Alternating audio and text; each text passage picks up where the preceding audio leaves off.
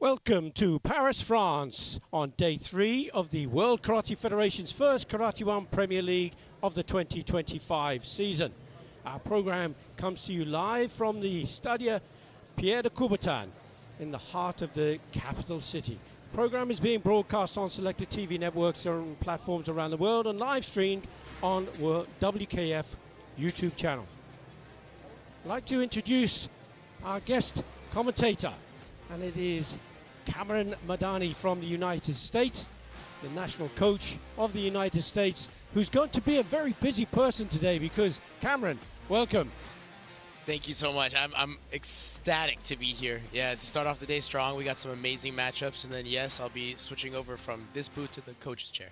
And here's the schedule that we've got lined up. The female kata, then on to the male kumite minus 60, female kumite minus 50, and male kumite minus 67. And each one of these will have the bronze medal bouts, first of all, and then the finals and medal award ceremony. So, Cameron, you're going to be not only commentating for the session, but you've got athletes already in the program ready to go. Yeah, it's a long day. It's a great day, and we're looking forward to getting some medals, too, for the U.S.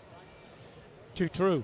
And best of luck, of course, to your athletes and yourself. So thank you very much indeed for giving your time. Now, the Pierre de Coubertin Stadium is one of the historic locations for karate international world-level events. And it was used, of course, for the Paris Olympics. And this stadium has been redeveloped and revamped, and it looks fantastic. Always going to get a strong audience from the Parisians who come along to watch the sports. Handball is a very good, strong sport that's used here in the stadium, but it's all about karate. And what about karate? You are the national coach, kata, kumite. Yes, your strengths. A little bit of everything. My primary is kumite. I competed in this stadium for the Paris Open several times. You going through explaining the magnitude of this venue just gave me the chills, and I'm not being light about it. This is a special place. When there's a technique that happens or scores, the crowd roars, the building shakes. You can feel it in all levels. You certainly can. Just for those who are not so familiar with karate, kata, first of all, is an individual discipline where each of the athletes will perform a set routine of moves. They have to be done in a very specific way. That is called kata. And kata can be found in other walks of life in the Japanese culture, including chaudo, the tea ceremony, judo and other martial arts as well. And it's all about being absolutely specific in the way that they perform the techniques. And there are different styles of karate. There is Shotokan, Wado-ryu, Goju-ryu, Shito-ryu, but there are also lots of other, Rue-ryu, etc., Kyokushinkai, and the style that you practice yourself, Cameron. I come from Shotokan. Big, strong, low stances. Everything's about power, breaking through walls. The superheroes come from Shotokan. Or the Superman comes from Shotokan. Well, maybe. yeah, but the interesting thing is that there are different emphases from different styles. For example, as you talk about the power and strength of Shotokan. For example, if you were crossing a river, you could power across upstream against the flow just to use that raw energy. Shito-ryu, for example, may start at one end and go with the flow and find themselves with less effort, slightly longer journey, but still gets there. Right. So it's different courses for different styles. And yeah, I think we're going to see that today too, because these athletes are going to be executing at an insanely high level. Very much so. And then each of the athletes has a choice of kata, don't they? And those styles are expressed then in the performance on the mat. And those styles also have a particular pattern, and this referred to in Japanese as the embassy of the kata. And so we'll have to watch out for the symmetry on both sides of the stances, so that you can quickly identify whether there is a strong movement coming forward. Yep. We're now getting ready for the athletes to make their way onto the tatami and over to the ring announcer to do the introduction.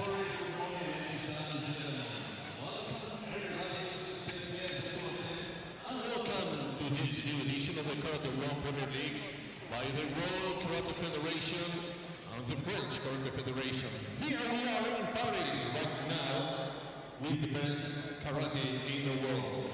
Nearly 400 athletes from 70 countries, including all the round winners. The program for this morning session includes 6 categories, starting on first one as usual, female kata. Female kata, bronze medal match number 1. So our first athlete will be making her way to the area. The referees are all ready to receive them. The first athlete So to here we are with our perform referees will ready be wearing the red colours. on our tatami. And now let's meet the competitors.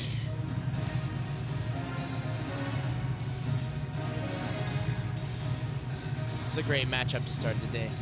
It is indeed. We have Paola Garcia from Spain, and she'll be up against Mishima Kiri of Japan. Coming from Spain, Paola Garcia.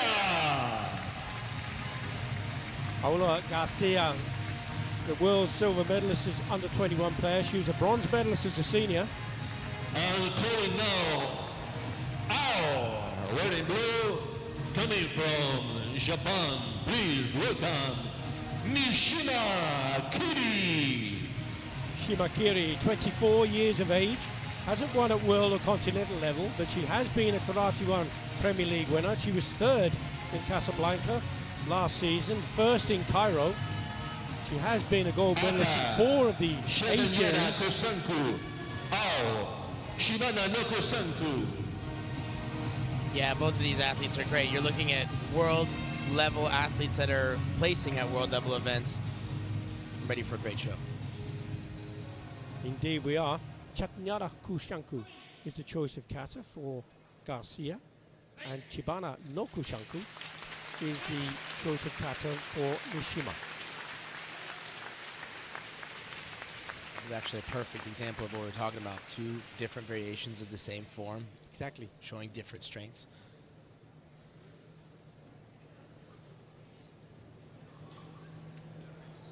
Kushanku came to Okinawa, and those derivatives of the style are expressed in the kata. So Chatnyara, the Chatn, and Yara, version of Kushanku, and Chibana, version of no Kushanku. So Garcia, Chatnyara Kushanku. You notice there is a number, 008, next to the kata. There are 102 kata on the list in the WKF, and the athlete has to perform the number to make sure that they are not going to fall foul and perform the wrong version, and then would be disqualified. Everything comes down to these micro movements, making sure that she's dialed on all the different things. So this is what this event is.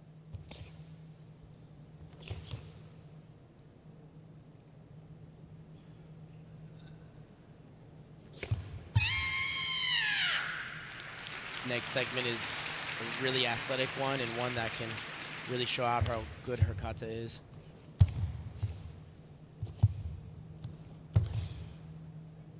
Changes in level and speed, great stuff. Do you have a favorite kata? Well, you know, for Shotokai, Kankaku, Ansu? I'm an Unsu guy, you know. Ansu. I like the athletic katas, you know, so that's why this matchup is a great one. As you can see, all of our transitions are so explosive. There are 7 judges, and each will give a score. And they are looking for transition movements. They're looking for the stances. They're looking for the speed and the balance. They're looking to see the rhythm of the kata is correct and correct breathing.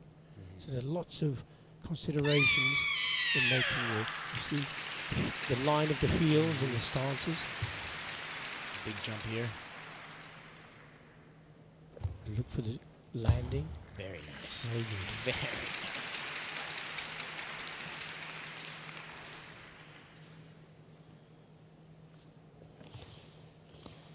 And that's something I appreciate about kata athletes in general, especially at this level, is their body control and being able to stop themselves in one motion. And the idea of being able to move really quickly and stop and have total control. Where everything It's is, so important, where isn't it? every part of their body is throughout each movement is great. And that's what we're going to see. That's going to come down to those little details between these two athletes.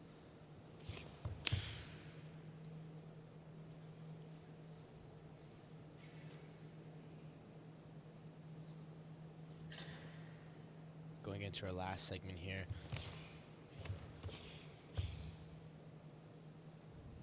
And one final jump. And I always love this jump because it's out of this cat stance here.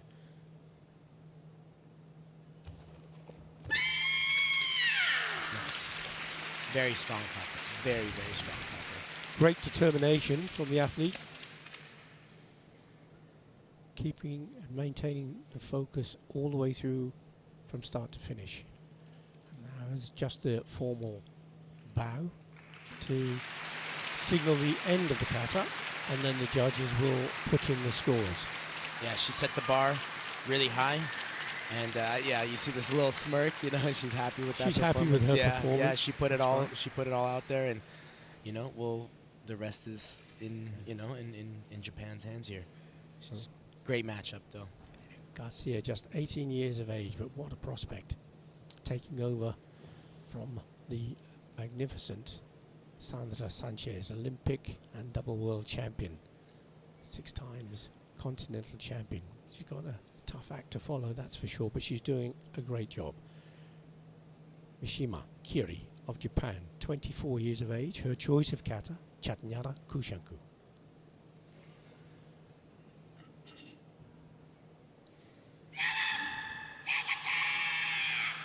Yeah, both of these athletes are coming from cultures that are kata heavy, kata strong. And that's why we keep seeing more and more athletes from both countries keep coming up in kata and in medal rounds in these kinds of matches. This beginning part showing just a little bit of a variation, but you see a lot of the similar stances coming up. This big pose, she's gonna shoot her arm out here. Now this is individual kata. The Premier League only has individual kata, but in team kata there are 3 players. And then there is an element of the kata which is referred to as the bunkai, and that's an explanation of each of these moves. And if you aren't familiar with karate and wondering what's going on here, each one of these techniques has a meaning, has a purpose, and has to be performed and executed according to the style, the ruha, the kion. And Billy, she's looking strong. We're talking about the transition speed and everything. I think one of her strengths is actually how strong she is. She's putting down all of her power. Her feet are hitting the floor. Her body's finishing at one time.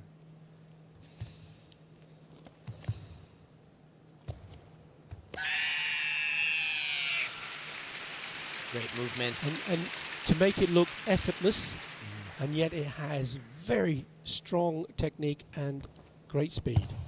Yeah, and this is a jumping battle between both these athletes. Yeah, both these katas strong with these super athletic movements.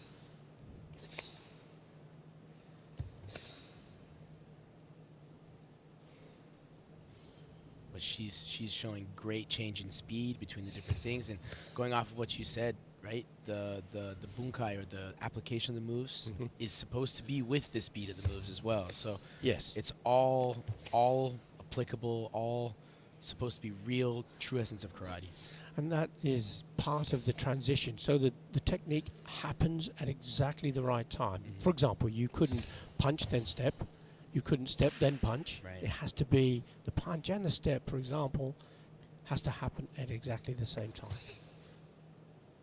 You see as she plants into the stances. From this jumping back fist strike, she'll do the jumping front kick and then the strike as the foot lands, Very good. which is finish. excellent. Yeah.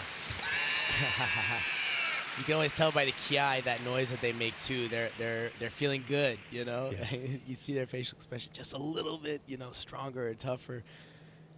And this is a tough one for the judges, because there are 7 of them. It's a solid, 2 solid katas. Yeah. Solid katas. I think both athletes put it all out there.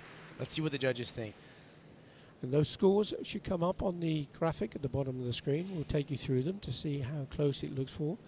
The top score and the bottom score are taken away and only come back into play if there is a tie break. So let's see how it starts to pan out in just a few moments. What do you think about this walk for the referee here? Was that always something that was nerve-wracking for you? Well, it's always important. Here you go, 7-8, 8-4, 8-0, 8-4, 8-2, 8-6. It's looking really, really strong for Mishima, isn't it? You're absolutely right to call that. I think it's going to be a decisive win, and it is indeed. 41-2 against 42-9.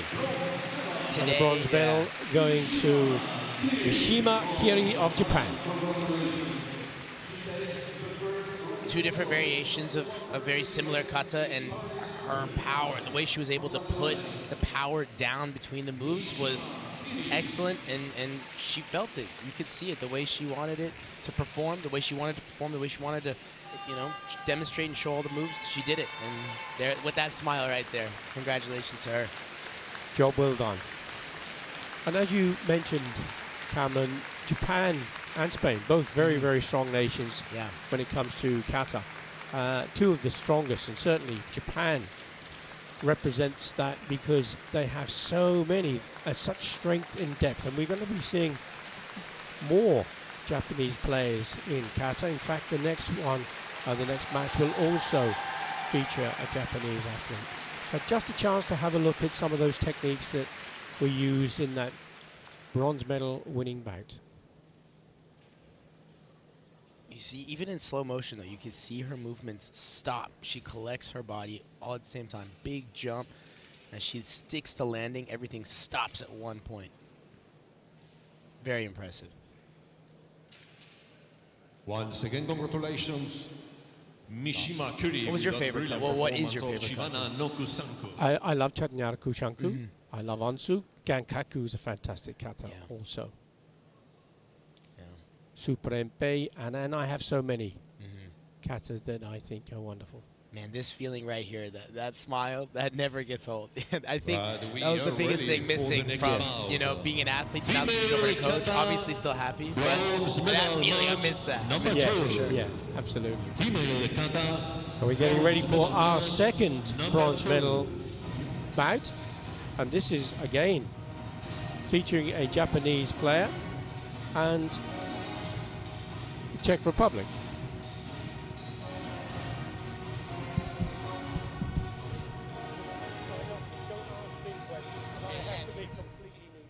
I'm sorry. Yeah, I got you. Okay. Thanks.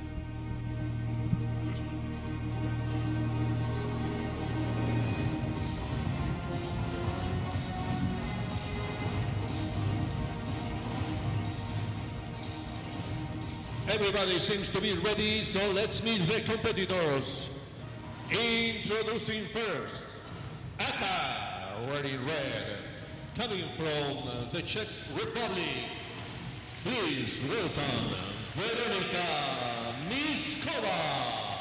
Veronika Miskova, you see on the graphic here, she came through the round and the scores are taking her into the quarterfinal and then on to this bronze medal bout. And introducing now, wearing blue, coming from Japan, please welcome Azuma Seiko. Azuma Seiko, her choice of kata will be Papuren. Both athletes have been looking strong all weekend, so this is honestly a great matchup. Kata will defend Shatanyara Kusanku. Will perform Papuren. Veronika Miskova will perform Chatnyara Kushanku. She was active in the Premier League last year, but she didn't take any podium positions. So this is a great achievement already in the season.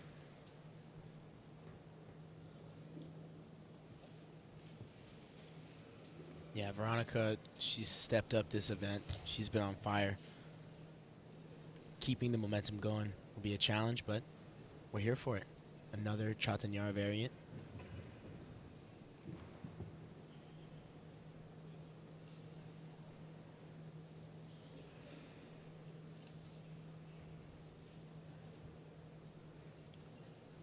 He's been a silver medalist and a bronze medalist in the Karate1 Premier Leagues in the past. And she's 32 years of age, so still very active and ambitious. Now, building off of the previous two athletes that were out here, we're going to be looking for a lot of speed and collecting herself between the different movements and transitions. Judges are going to be looking for how this first segment is really important for her, the way there's slow moves and fast moves all back to each other.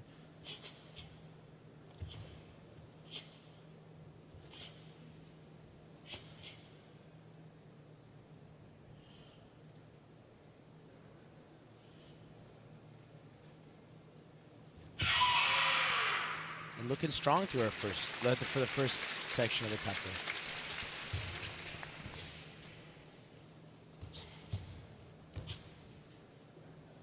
Man, I love the level changes in this. That's the magic of the kata, really, is being able to make those fast twists and turns, going from very slow movements to very explosive movements in milliseconds. And kata is the art of 1,000 reps or 10,000 reps or whatever you want to call it. So she's done each one of these moves so many times for this one performance to put it all together. And it's actually truly amazing for all the kata athletes, obviously. They do. Yeah. Practice makes perfect, it's said, but practicing the right thing to make it perfect. Most definitely. If you have mistakes, then it won't get you too far. Not too many mistakes going on here, if any. Nope, and she hits the jump. She hits the jump very nice.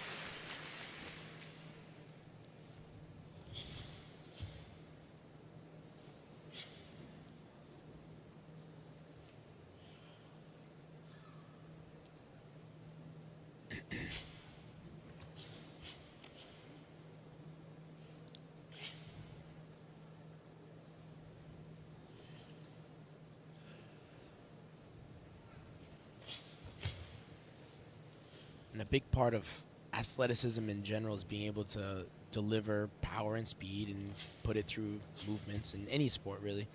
And for this event, it's no different, with hips being a driving force, and she's using all of her twists to execute the moves, especially this last jump. And again, I'm going to reiterate it. Out of a cat stance, to do a jump like that and stick it, it's so difficult, right? It's a one-legged stance, right? And she executed great. Awesome kata. Excellent. And Chatnyara Kushanku from Veronika Miskova.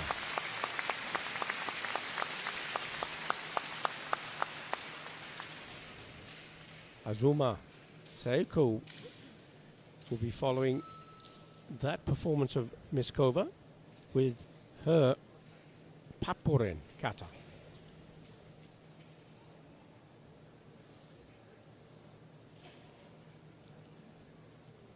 That look of a quietly confident coach, do you think? Yeah, I actually love his facial expressions. that the nod of approval will always give you a little extra, feeling of confidence. The athlete must come off the mat and wondering, looking at the coach, what do you think? How did I do? You can have your own impression of your performance. But in the famous words of Robbie Burns, the Scottish poet, of all the gifts, the gift to gears is to see ourselves as others see us. And that's, in this case, the judges. Yes. How do the judges see you? I think that plays particularly true for kata, especially.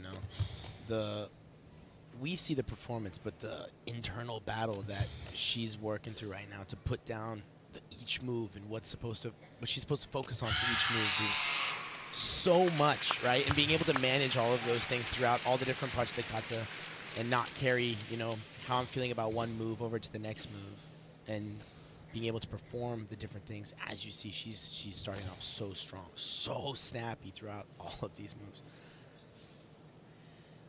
And the fascinating thing here is that what's the psychology. I mean, you're a psychologist. This is part of your work. I know. Yeah. But it's what's going on in the mind. Are they concentrating on the moves only? Yeah. Are they thinking about how it's being received? There's so much going on in their heads, as well as on the tatami with their technique, isn't there? Yeah. And I mean, a lot of times especially for performance sports, right? In this case, kata is you're performing something or a set routine. A lot of people think you go blank, right? Your mind just goes totally blank. But in reality, the successful athletes are the ones that can flow off of what they're supposed to perform throughout the whole kata, because it's a story, right? You explained it so well, and how each thing is supposed to perform a specific task, and there's an element of purpose to every move. So being able to flow throughout that and not get caught up in the entendre, if you will, of the whole thing is one of the biggest challenges, and being able to perform each move as its own, the way it's supposed to be. And I love that kick. I love that kick. So controlled throughout everything. And she's doing a great performance so far. And that kick you referred to is a maigeri, a front kick in karate. And there are lots of different kicks: roundhouse kicks, back kicks, jumping kicks. And there's strikes and punches. And all of these techniques are evident in the performance of kata. That's what makes it such an important part of the martial art, isn't it? Mm-hmm. This is, I think, I'm speaking biasly, but karate in true form, right? It's like the purest essence is kata, right? One of the first things you learn is how to do the stances or the moves or the blocks or the punches, and that's what builds into all the different things. And this is it performing at its highest level. You talk about the moves and the blocks and the stances, and so you could refer to those as are the words of a language. Mm-hmm. The kata are the sentences. Where all those words come together. And then kumite, the sparring, the fighting, that's when you are fluent and can express and react to what you hear and what you see. That was a great pop there, right? And you can see it. The crowd is visibly showing their appreciation for that kata. And there's a look of a coach now that seems satisfied. That's the anticipation of a good result. I'm looking for the nod. Let's have a look at these scores as they come up. That beep that you heard was the judges have input their scores. And to the left of the judges, you will see the chairman of the referee commission for the World Karate Federation, Mr. Javier Escalante. And here we go, 7-8, 8-4, 8-0, 8-5, 8-1, 8-6. Another big score for Japan. 8-2, 8-7, 8-2, 8-8, 8-2, 8-8. Wow, 8-4, 8-8.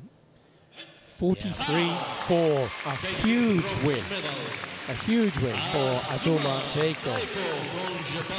And this is not indicative of a bad performance by the Czech athlete by any means. Azuma just performed that well. She put it down. This was a great event, and I'm looking over the coach. I got the nod. We got the nod. We got the smile. Congratulations to her. Another big win for Japan. There we go.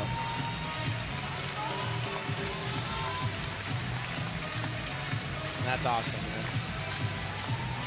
There's always a big feeling of relief after you finish the competition, whether it's a loss or a win, right? Obviously, that relief comes in a little bit bigger for the win. Yeah, we just saw 2 young toddlers in the audience there. That's the future. That's our future right there. Of karate.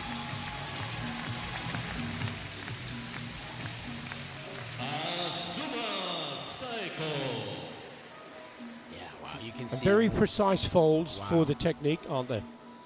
And that's something that separates the good kata athletes from the great, right? You're watching slow motion video of her, and you can still feel the power. You can still feel how she's working through each movement and how locked in she is.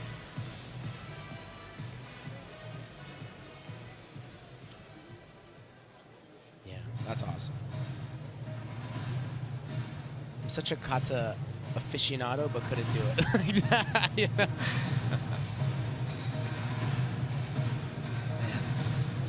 Great start to the day. Absolutely Superb. Great start to the day. Very, very good. So as we move away now from the bronze medal bouts, they're the 2 of the bronze medal winners, and this one being Asuma Seiko. We're now moving on to the gold medal bouts. Once more, we have Japan well placed, and Japan is going to be represented here with Onomahu, 25 years of age. Onomahu, World Games silver medalist, and as you see the gold embroidery on her shoulders, that signifies that she is indeed the grand winner from last season. She's had 3 firsts, a silver and 7 bronze medals. She was first in Casablanca, first in Paris, on her way to winning the grand winner prize. This athlete from Hong Kong, China, Lao Mu Xiong Grace, 33 years of age, Olympic bronze medalist and World Games bronze medalist. She was first in Antalya. 3 times she was third last season in Paris, Antalya and Casablanca. It's the finals. It is. It's the finals. We got people with the best scores coming up, and this is to bring it all together.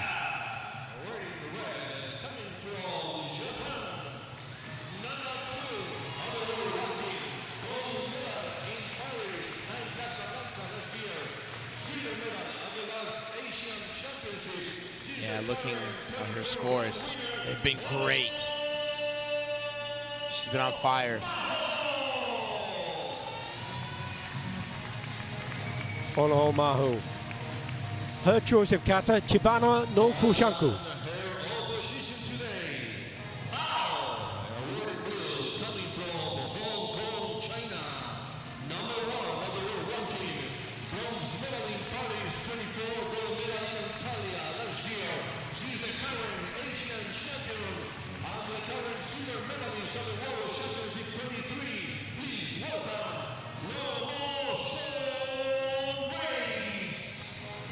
Lao Mu Xiong Grace, tremendous athlete, being so consistent.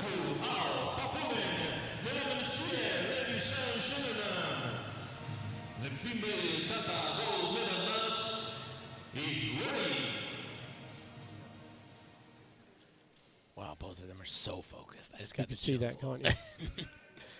Yeah. For the karate or even kata Hall of Fame, both of these athletes are well deserving of spots there. Onomahu will be the first to take the mat. Chibana no Kushanku will be the choice of kata, as Lao Mu Xiong Grace moves away from the mat. She'll be standing to the side. And sometimes the athletes watch the performance. Often they don't Yeah. watch the performance of the opposition, do they? Well, that's one of the best things about kata is it's your performance, right? It's not necessary. Obviously, you know, you want to put your attention on what the other person might do for strategy, right? To come up with what your kata is, but it comes down to you. It's you, and you're presenting something for the judges, and that's what the energy wants to go towards. So that's what we need it for.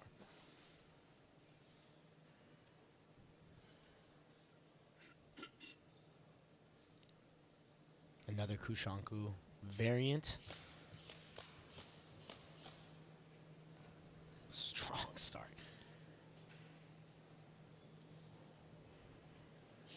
And each one of these stances has a specific name. And the foot position has to be precise. Niko Ashidachi, the cat stance that you referred to before. Zenkutsudachi, the long forward stance.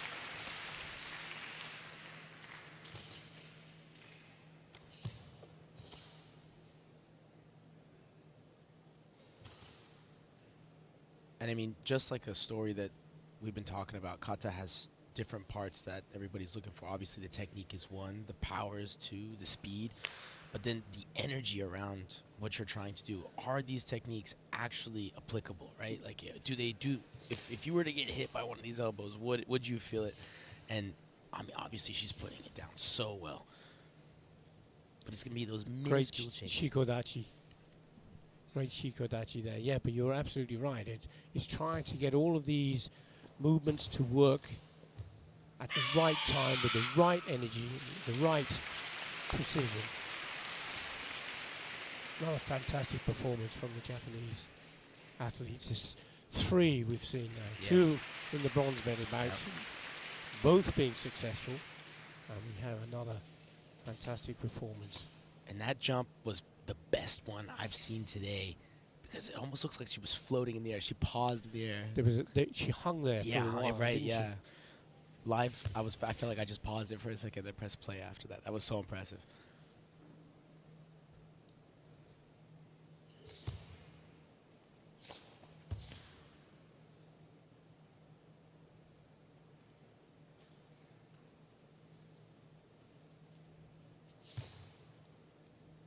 She's really emphasizing each one of these moves, showing all of her strengths, that she has the technique so dialed in. Foot position, everything is so on the money right now. Last segment of the kata, going back into that back stance. Huge jump coming out of there too.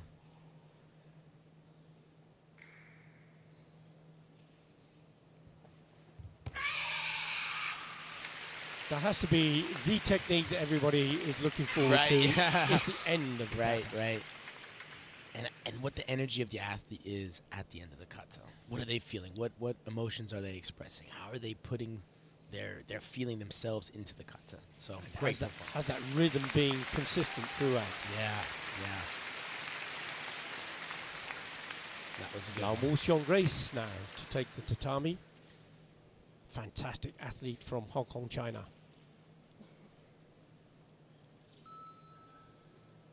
Grace is no stranger to these moments. Papuren is the choice of kata for Lao Mo Xiong Grace.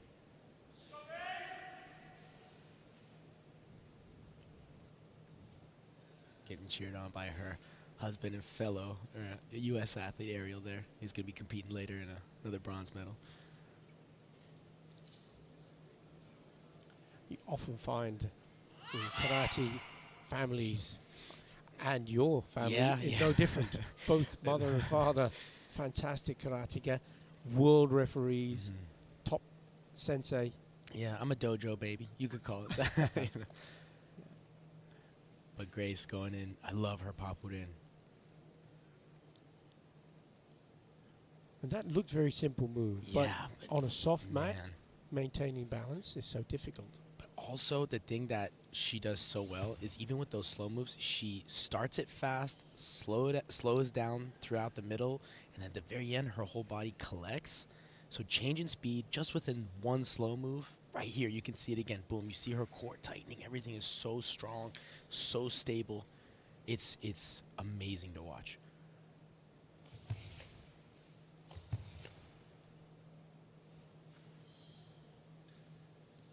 And you see her whole body is twisting and working into each one of the movements to generate as much possible force. And right in the background is your there mother. you go. Yeah. So Maria talk, Medali. talk about the family. Yeah. On screen. Yep.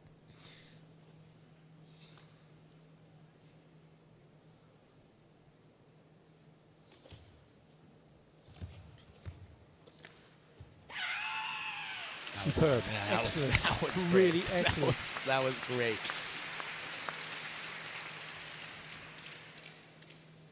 You could call her Great Grace. There you go.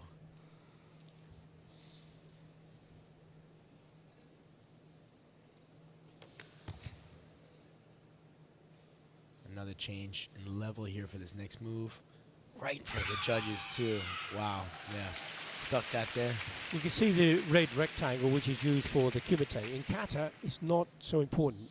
So they can move off that red area. It's not a foul.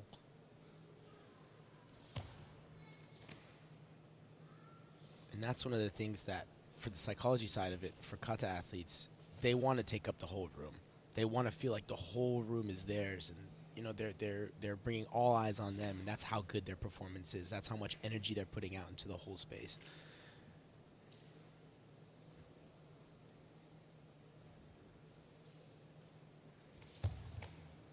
There's an example of a very slow, controlled movement into quick, explosive technique. Her changes in speed, so good, so good. In this part, a lot of athletes in this part is a lot of slow moves all working together, and then a fast. They rush, but she just hits every single one. See all those big hand motions, but she's using her whole body, demonstrating everything into one movement.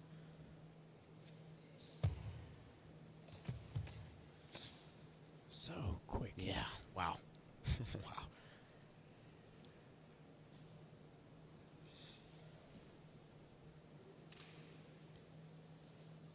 Balance here. And the pressure right there, right in front of the judges. Everybody's watching, and she kills it. She kills it. Oh, Very impressive. wow.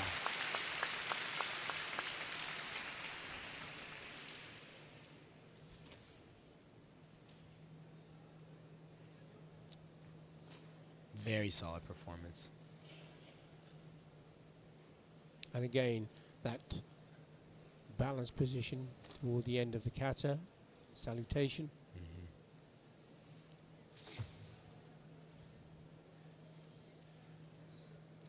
You just feel the tension in her body on each move.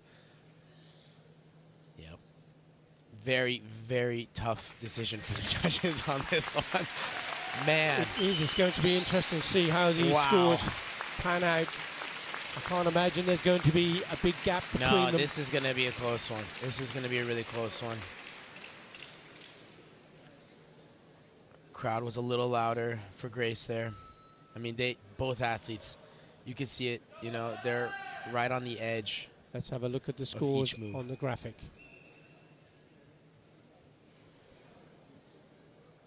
Eight 5, Right. 8-2, 8-8, 8-3. Big difference. Yep. 8-8, 8-5, getting closer. 8-8, 8-6. Wow. 9, 8-7. 9, 8-8. 9-1, 9-5. All right. Look, a big score again. 44-4 against 44-2. Big score. Wow. Close to a 45. How often do you see it? It's not common at all. No. Again. No.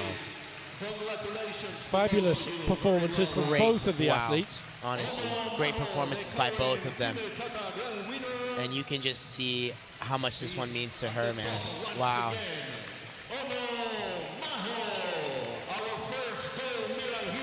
Yeah. Brilliant.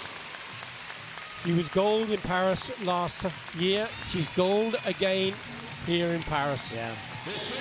Grand winner. Demonstrating why she is the grand winner. Correct, yeah.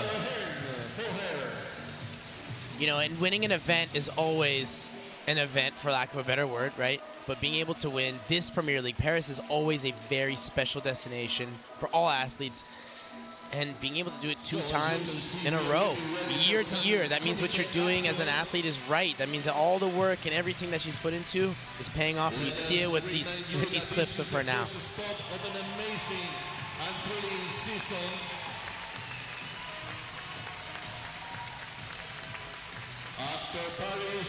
Wow.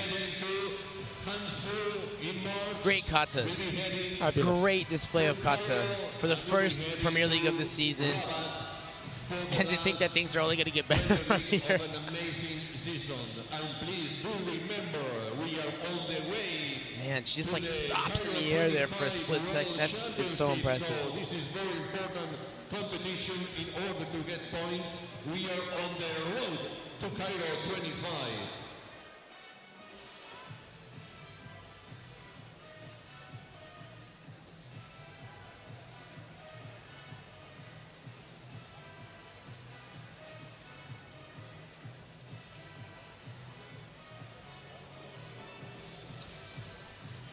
Esteban Perez, Okay, so we are ready now. chairman for of the some organising action. committee. Let's go back to the tatami. Esteban, the Male organiser Comité for under the 60 Karate1 Premier League kilograms, around the bronze world, medal match number World 1. Championships, very important Male cog in the Comité World under Karate 60 Federation wheel. kilograms, bronze medal match number 1. It's time for Comité action. And we see the youngsters. Wonderful to see that. Have to say, actually, it's my grandson William's birthday, and I'm missing it again because of karate. So I'm not flavor of the month, but happy birthday to him. Yes, very happy birthday.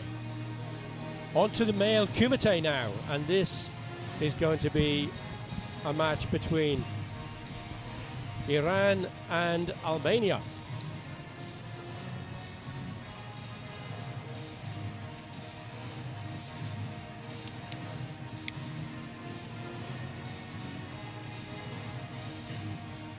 Ali Beskini of Iran. Beskini was bronze medalist in Paris last year. That's his only Karate1 Premier League medal. Perhaps today's the day he gets his second. Can secure it right here. So here we go. Introducing first Aka, wearing red, coming from Albania. Aka, please welcome Orches Arifi. Orjes Arifi.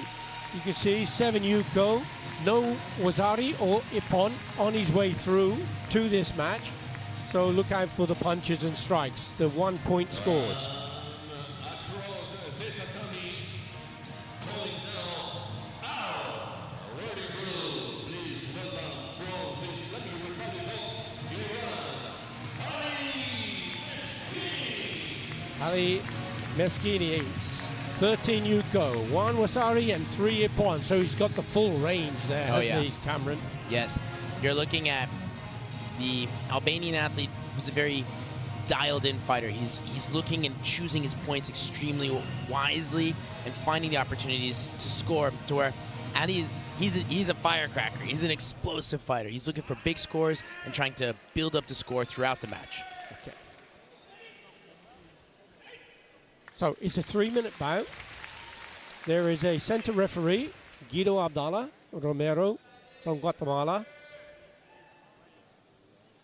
And then we have the coaches who are sitting. As you see in front of the coach there's 3 red buttons. Any one of those buttons, if he depresses that requests a video review to be held to see whether or not their athletes have scored one of the points.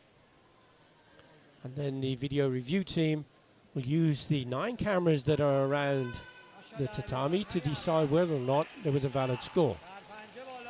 If and when that occurs, we will go through that with you. 3-minute bout underway. We have Arifi wearing the red colors and Meskini in blue. And as you saw there, oh yeah, we mentioned it. We're going to be going right from the get-go. Boom, and that's an amazing kick. The walking kick came up from nowhere, didn't it? Yes, he's putting the pressure on early and looking for those big scores, and he got it there. 4 judges scoring that one. All 4 judges scoring that one. Now look at the signal here, referee giving, which is called Senchu.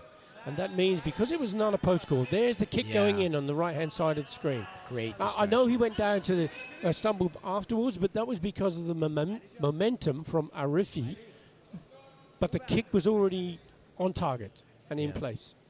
Caught a little bit of a exchange here and got hit in the head. So Getting checked out. the senchu that I refer to, as you see on the score where it says 3, there's a green triangle. And that shows his, watch for the kick as they come out of the clinch. He pushes back, up comes the leg. Just demonstrates the flexibility, doesn't it? Yeah, Cameron? and the best part is he actually did a little bit of a deceptive move. His head dropped down like he was looking for something lower, and then the leg comes up high. Great move there. Good observation, because that's important. That signal that you saw there from the referee shows that there was an injury from on red, but it was deemed to be his own fault, Mobobi. And that's one of the... I'm going to check out what's going on here. It looks like his eye is bothering him. Yeah. So if you do get an injury and it is deemed to be your own fault, the opposition doesn't get penalized. You can be penalized for not protecting yourself. Correct. And this match is still in the very beginning, but this is one of the things that separates, or makes karate very distinct. Is it's one of the cleanest combat sports as far as you have to demonstrate form. We have hands, legs, takedowns, a little bit of everything. But as you see, sometimes the shoulder from a clash might catch you at the wrong time, and that's a little bit of those non-sport related injuries might be coming up throughout the fight. As we get back underway, 2 minutes 25 seconds. We have Meschini leading 3 points to 0. He has the senchu advantage as well. Oh my There's gosh! a good counter punch there. Yeah, from Arifi. That was a good, that was a good exchange. But like I said, even though he's up, the Iranian athlete will continue to apply pressure. He's going backwards, but he's keeping the Albanian on his toes, ready to go. And then he initiated first. Great timing by Red to also hit at the same time. So both received a 1 point score, a Yuko. Oh, this was much better. You see? Wow. I said he's dialed, and there you see it. He finds opportunities, right? Firecracker versus dialed. It's just going to be who can find the right time to go. And in the right-hand side, you can see Meschini tries to kick again, ends up on his back, and there's the punch that goes in for a 3 point score. We got a match, folks. The only difference between the two now is the senchu, which is held by Meschini. Yes. But we've still got 2 minutes of the bag. Scores could come up with another attack there for Meschini. Right. Another 1 point score. And this is important because he's getting the momentum back on his side, too. Applied the pressure, quickly found the punch score. And that signal is a jogai. Arifi stepped off the mat, so he'll receive a warning. So those yellow card-like rectangles, they're the warnings or penalties. Double attack now from Meschini.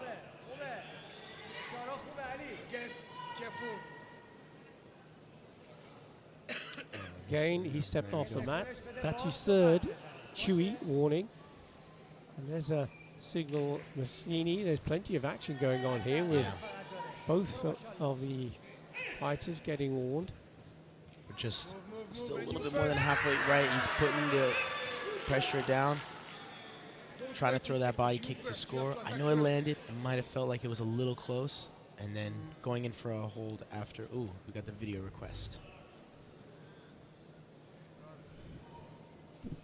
Video review won't go ahead because because of the penalty. Yeah, I wanted to see what would happen there. Yeah. Okay.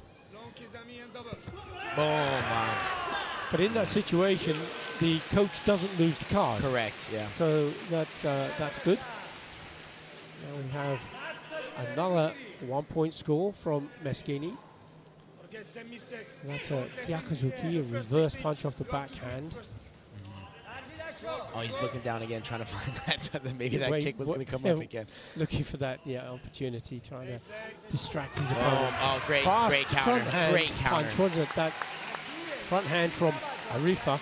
Yeah. Arifi will receive another 1 point score. Still anybody's match, isn't it? And there's still a minute and a half to go. Isn't that crazy? Halfway. We always watch the best matches. This is great. All the matches are great, I think. Not always high scoring, but there's always plenty of action going on. Oh, yeah. Arifi's doing a great job just continuing to maintain the distance. Even though the match is super hectic, he's maintaining the distance, and he's finding his timing and his rhythm throughout the scores.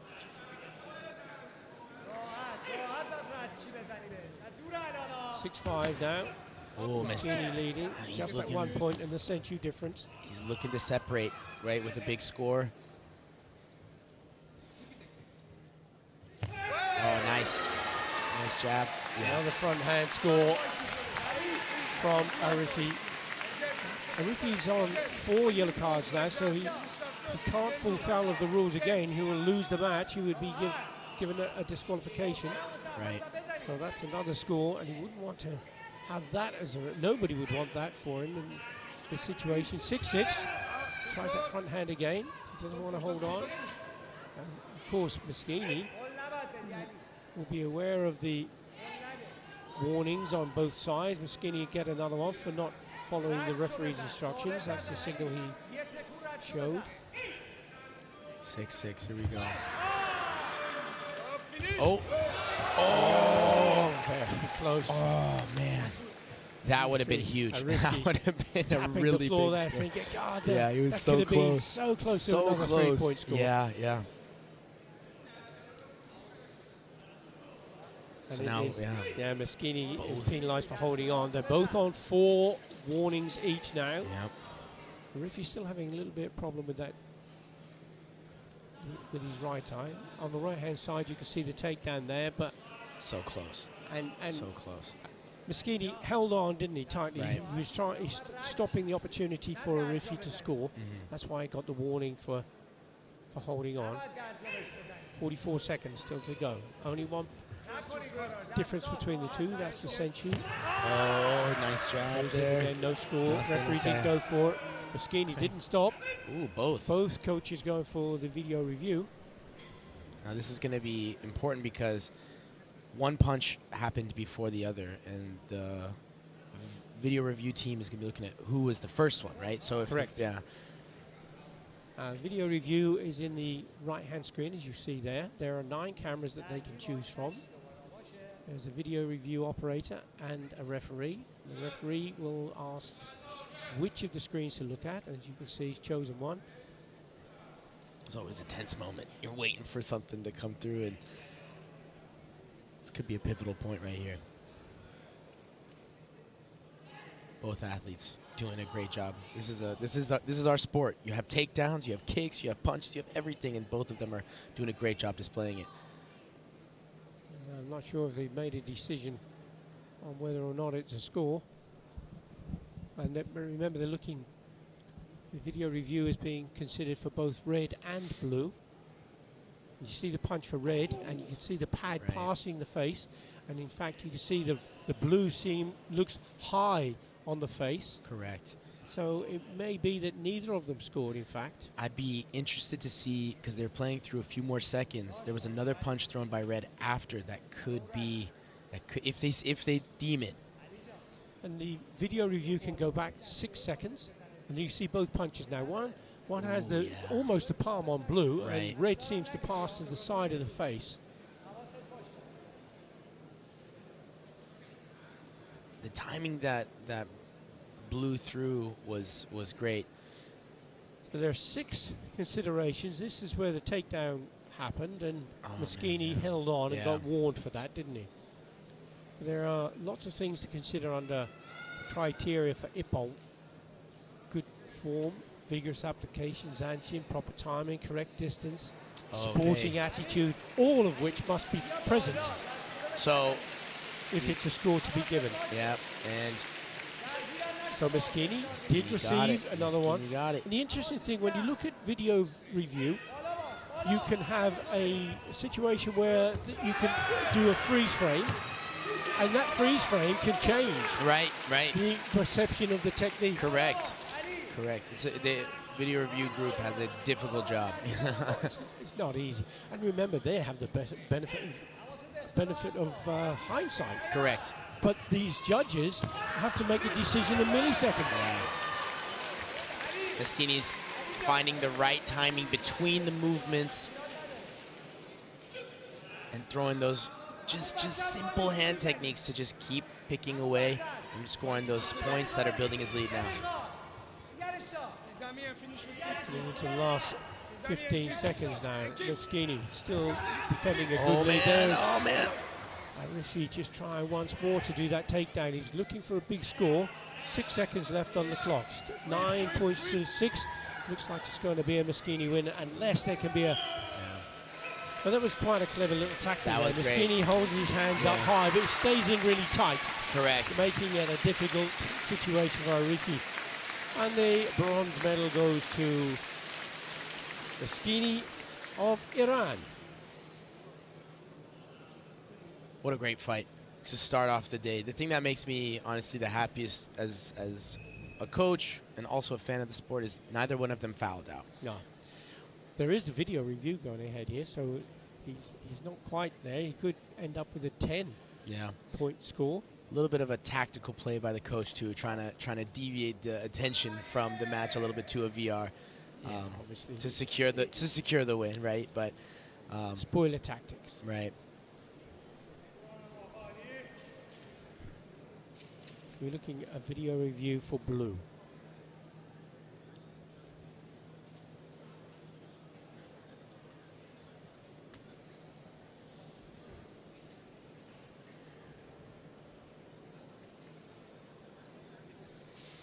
Didn't seem an awful lot going on there. Yeah.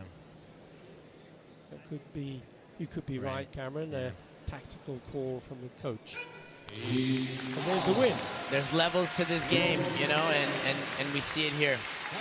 He did a great job, you know, managing the distance. Arifi did an awesome job just tracking him down and finding consistent scores throughout the whole match. Today was Moschini's day. Score more points, you win a bronze medal. Exactly.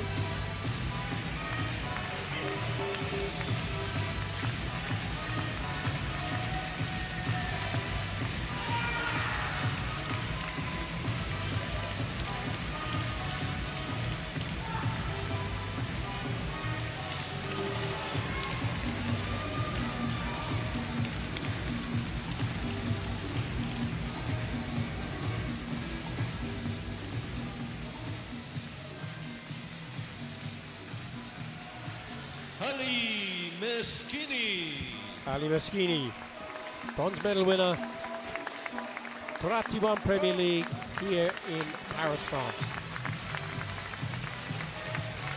Great hook and kick there, Cameron. Yeah, that was awesome. A lot of our sport has to happen so quickly, so those small movements of being deceiving or just showing something that you're not actually scoring, but another movement after leads to big scores. But both of those techniques, between that first kick and then this takedown, awesome show of what karate is.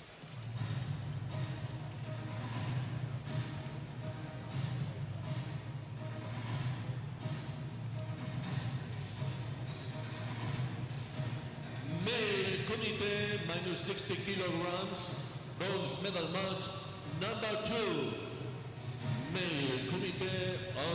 Good job done. Good job, well done. And now we have our second bronze medal bout between Kazakhstan and Japan. Japan now demonstrating that they're not just fantastic at kata, but they're also fantastic at kumite.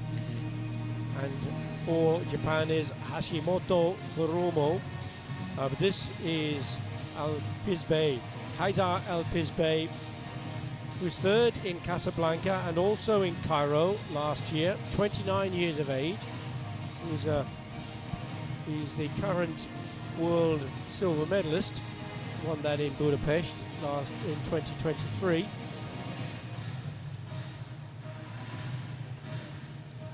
Yeah, if you could handpick some matchups, this would be one of them for this weight category. Both of these guys are explosive. And you see again the gold embroidery on the shoulders and great smiles from the grand winner of 2024, Hashimoto Kuromu.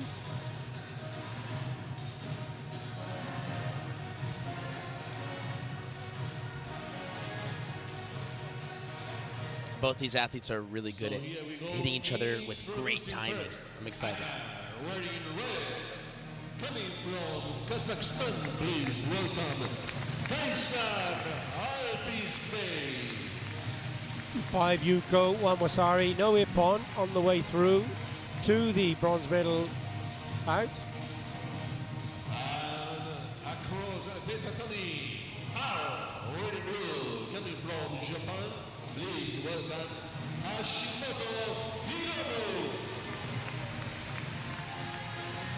Hashimoto Hiromu 6, Yuko 2, Wasari and 2 Ippon. Remembering there is the round robin qualification period, which is very difficult, Cameron. Correct. Correct. Yeah, this is one of the things that make the Premier League, though, the event that it is.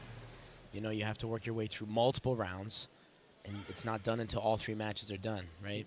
Correct. Correct. It's not set, I should say. The results are not set. You have to work and be conscious for 3 full matches. But this is a great. I'm really excited for this matchup. So both athletes capable of taking the bronze medal here. Most certainly Hashimoto Hiromu, the grand winner, which should be a great encounter.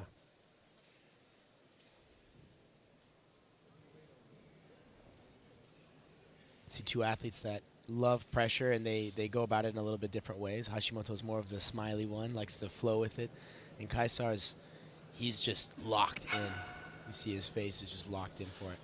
And as part of your job as a coach, you no doubt you have to study all athletes to make sure that you can give the right advice to your competitors. Right. Yeah. Whether it be kata or kumite, that's a lot of work.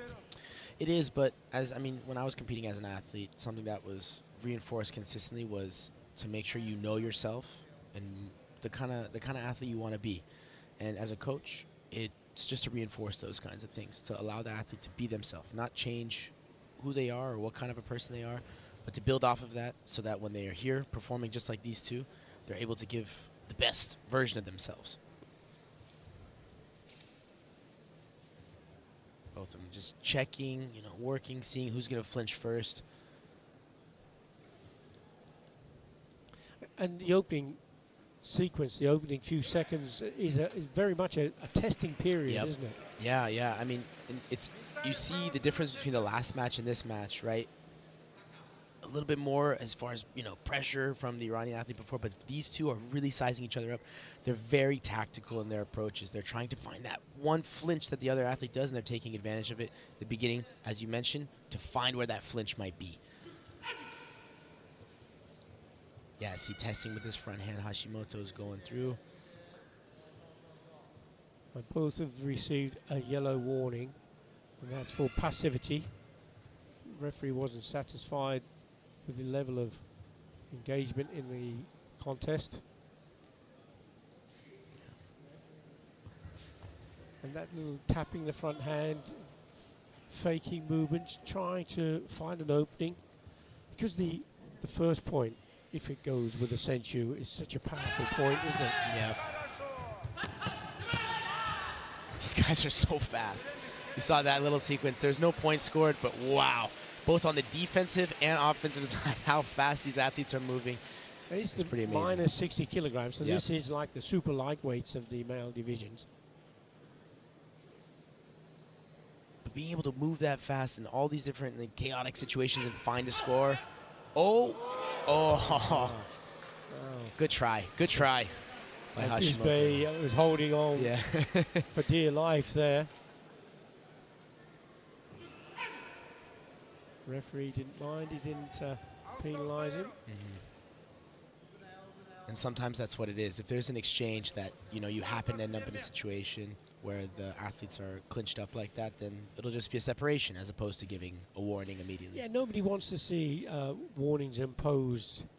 That's the name of the game, is to score points to win. Yeah, right.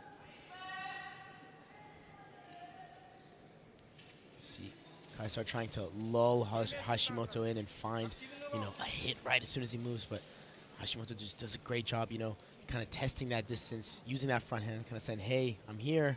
What's going on? What are we going to do? And then we're trying to work off of that.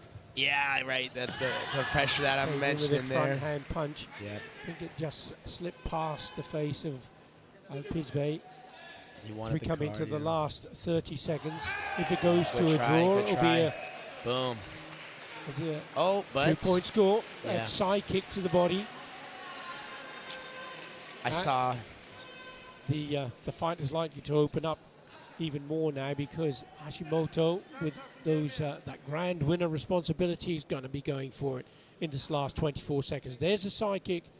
You can see in the right-hand screen to the body. That's a 2-point score. Yep. Look out for fast attacks there from Great Hashimoto in blue. Pressing now. Alpizbe quite happy to step off the tatami. It's another Chewy warning. Within the last 15 seconds, it would go straight to Hansoka Chewy. That would give him his last chance. But he's still 2 points, and he has the century. Oh. He read that kick coming in from Hashimoto and put in the Ashibarai, the foot sweep.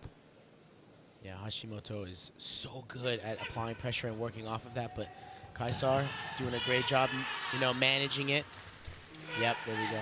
Yeah, he got a 1-point Yuko score. That was a nice punch. But his punches are so fast, and he can throw multiple in the same range, right? You see a lot of athletes have to retract, but what we saw there was multiple in the same kind of go. 2 in the same go, and that secured that score. The pressure's going to keep on happening. Oh, good exchange there. Yep.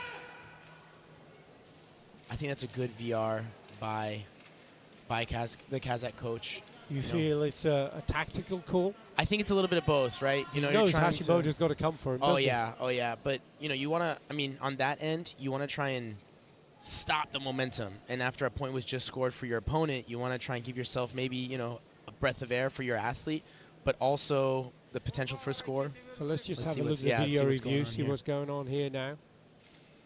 They came back in, and it's a video review request, which will be coming up for red.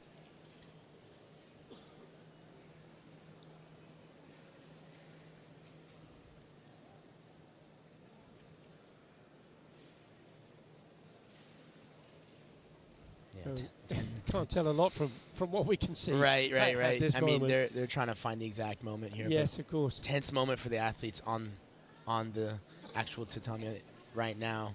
Just kind of waiting for the result. 4 seconds left. Such a close nail biter right now. This was the score that was given for Hashimoto, but it is Red who is looking for a video review request. I think it was probably more tactical, and this is the sequence. That was the punch that went in. As Hashimoto came forward, you see the right hand from Alpizbe. Went for a punch. Quite a bit of time being taken to make a decision on this video review, have to be said. Trying to find that exact moment. Yeah, I would need to see exactly the punch, like how it landed. And that's what we're looking at here. This is it. This is it here. There's the punch. Now, that was a fast punch off the backhand. It has to be said. It might be more than a tactical call. It might be a valid score. There's the punch. I think the extension was really Hashimoto good. came in. Punch went in. It doesn't have to actually make contact. It can be within 5 centimeters of the target. It has to be great control. Yeah. Certainly there was purpose, but not whether it was good enough form, no score given. As we go into the last 3 seconds this time. Oh yeah. A fabulous call. And from all 4 judges who gone for this score. There's still 2 seconds on the clock. That's what we love. That's what we love to see. That's the pressure. This is why he's the grand winner. These are the moments that these two are built for. You've got 2 seconds on the clock. Hashimoto already has 1 Yuko score. The clock is the scoreboard is showing a 1-point score from 4 judges, and the referee just checking to make sure that was what was being recorded. This is crucial because he's doing the center referee is doing a good job. He wants to make sure that the time is exactly where it's supposed to be, that it was stopped at the correct moment. So there's no potential for like a protest or anything beyond that. So here's the technique. There's the punch. Yep. That's gone in. And there's a kick to the body. So there's 4 of the judges have gone for the 1-point score.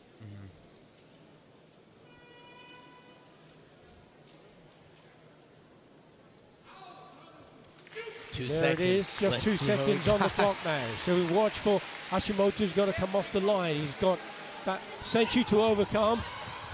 Now, here's the interesting. Did Alpizbe step back off the tatami before the clock went to 0? And if he did, he could lose the Senchu. And this is what the referee's now signaling for. As he takes the Senchu away. This is a extremely And now important moment. there's a video review for blue. So at the moment the score is 2-2 because Alpizbe rushed back off the tatami to try and get away from the attack from Hashimoto. Watch. Clock is still red. There. So it was. He went off the mat before the clock went to 0, before it turned from red to white. So he's lost the Senchu as a result of running away from the attack. And there's a video review that's now being rejected. So it's 2-2. Decision for the judges. Tough one. Well, Now, see if anybody tries. Boom. Oh, man. Yeah. 2-2. Right. Time is up. And yeah, I mean, Hashimoto had to attack because Kaisar has the Wazari in this case. Correct. And there you go. So the rules now are that the higher level of score will win. That's why Hashimoto came straight back in. If it was 2-2 and they were all down with Yuko, then it would be a Hante decision. Right. If it's as you said, a Wasari against 2 Yuko, then the Wasari wins because it's a higher level score. But that was an exciting Wow. Yeah, I mean, I was on the edge of my seat for that last bit because I didn't know if that punch for the VR when you know Kaisar stepped out was good, but wow, what a match. You know, these two have a lot of respect for each other. Great matchup. That's what we like to see.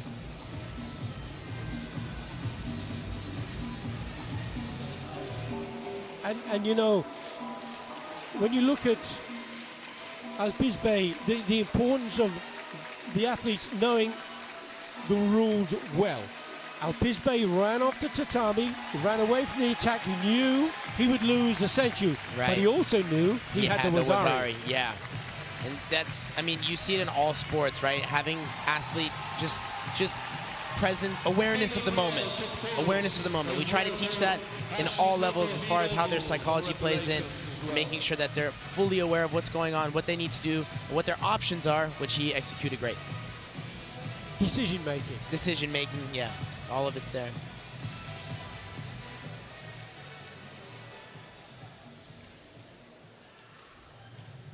Yeah. And that was where he scored that 2 points, right? Early on in the bout.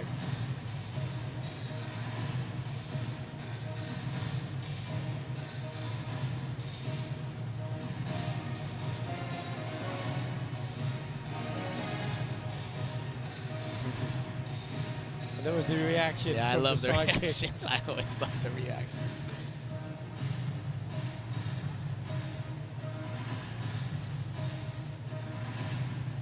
That's that double punch, yeah. Great match. So as you can see, we are ready for the next bout. The Gold male medal committee bout minus now 60 for the kilograms. male minus 60 kilogram. Male committee under 60 kilograms. Male medal match. Harry Samdan, Olympic silver medalist, 27 years of age. He was first in Paris last year. He was second in Antalya. 6 times he's been a Karate1 Premier League winner.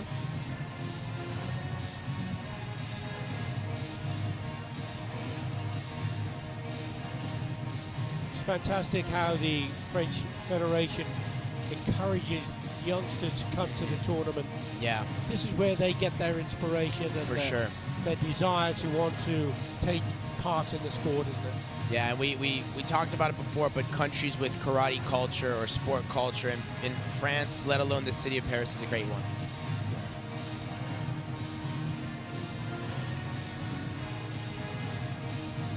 Another huge matchup, though. World medalists, world level athletes coming out. And Well, the current world champion, as we saw on screen just a few moments ago, Christoph Stefanos. Coming from Greece, number 2 on the world ranking. Another karate family with 2 brothers here, one fighting, one coaching. That's a special moment. Champion of the current champion of the world, Christos Stefanos Shadows. There he is. And across the Academy, coming from Turkey, number 4 on the world ranking, gold medal in Paris last year, silver medal in Antalya, the current bronze medalist of the European and World Championships. Please welcome Sandan. Very Sandan. First in Paris, second in Antalya, Olympic silver medalist. Fantastic. That's a resume. Both athletes have great resumes. This is a good one. Kamamalua, the referee from Georgia. Another fabulous family of karateka. Yeah, wow, we're just everywhere. Gogita, her Yep. husband, double world champion. Double world champion, now coach for the country of Georgia. And the little ones are coming up And as the well. little ones are coming up as well. The next We're gonna generation. just keep calling them. That's it. Well, that's where it starts, you know, and that's it right here. This is going to be a great matchup too.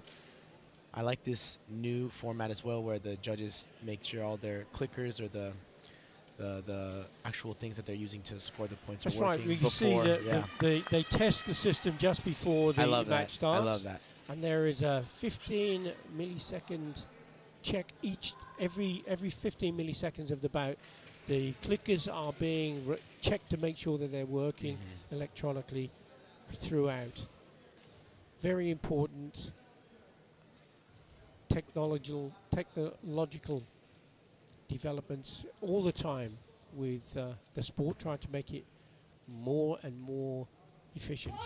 Yeah, and this is a tactical yet exciting matchup because Xenos is so good at timing other people. You know, he's deceptive. He'll catch you when you're moving or where you're thinking about scoring a technique. But then Samdan, as we've seen throughout the beginning, he's explosive. He uses his front leg to keep people guessing, and then he'll score some big technique within all the different things that he's setting up with. So great. It's just going to be who can find the right moment between the moves.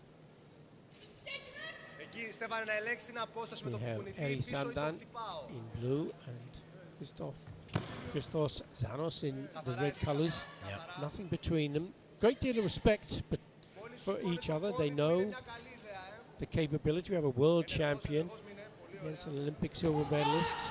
So Yep.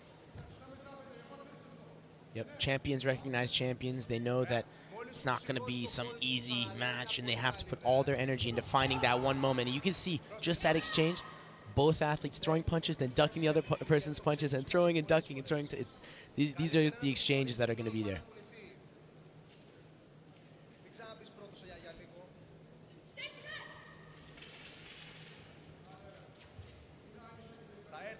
Xenos applying that pressure, looking for his one score, trying to find that one hitch. Ooh, I don't know where. Yeah, I didn't know where that kick landed exactly, but it was right on target. 2 judges scoring that kick for Samdan. it's a 2-point score. That's a Wasari.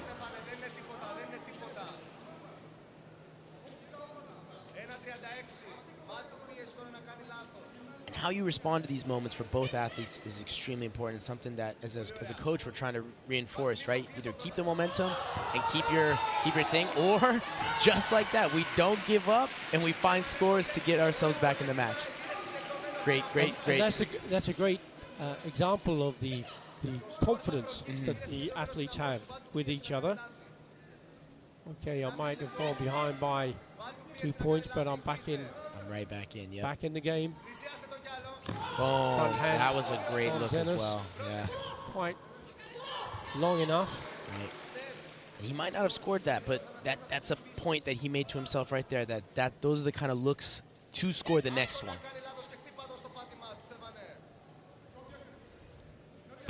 Oh my gosh, I'm telling you, this guy is a timing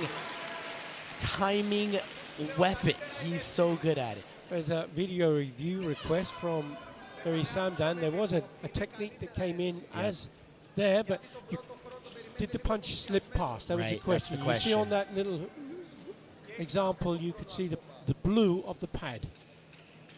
Did it pass the face? So watch, see if you can see the blue of the punch from Samdan. You see it past the, Right there, the side of the right head. there. I'm thinking it went past this time. So Zenos has gone low. Samdan went high. And Video then, review request is for Eri Samdan.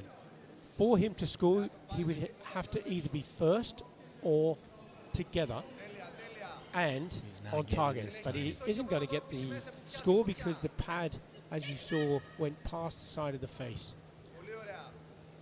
So no card now for the coach of Eri Samdan. 1 minute, 2 seconds just to go. Samdan tries that high Explosive, kick yeah. very fast. Yeah. The Senshu is with Samdan, so Zenos is still working to find one more score. Good tries. You see, these guys are so quick. Dodging and punching and dodging and kicking and everything that's happening. Need to find that one moment again. Samdan doing a great job, you know, stalling, bringing the time down, but also still fighting.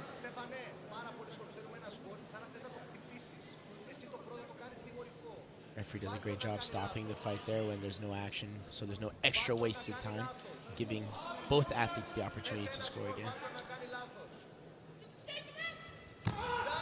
Zenos now still has to make those attacks with the Senshu, and Samdan scored with Nice. another front hand punch there.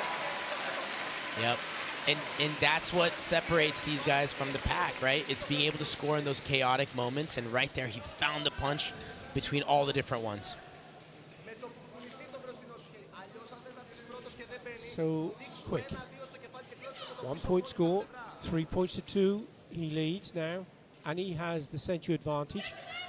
And the fact that he scored a 2 point score. Yep. There's another 1 point from Samdan. Zenos now looks to the coach for inspiration. What do you think he's going to be telling him? Yeah, he's looking for the exact moment or what to focus on specifically. It's really easy to get chaotic. Yeah, right. Yeah, it's really easy to get chaotic and try and do too much, right? But you still have time. 15 seconds. There's still a lot to do. Finding the one score can make it happen. Okay, into the last 10 seconds, and Zenos really has to go for it. Is he going to go for a 3 point score if he possibly can? Goes for a punch, but he's being stifled by Samdan, who comes in for a Uramawashi spinning roundhouse kick, but didn't get the score, but he did take the gold. that was close. That was a close kick. Great performance by both of these guys. Fabulous fight. He loses the Senshu from the Jogai. But that was an exciting day. I think Zenos had kind of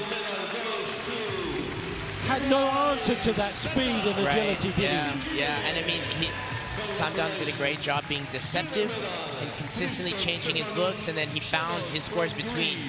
And, you know, being on the receiving side is difficult because you want to try and build momentum, but if you can't find it or can't get it, then this is what the result is. But listen, both these athletes are super high level, a lot of respect for each other, big time as you see. The respect again, showing that love for each other. Game recognizes game. Great match. Premier League in Paris 25. Congratulations to him. Tremendous. World champion, Olympic silver medalist. Yep. Great competition. Great competition.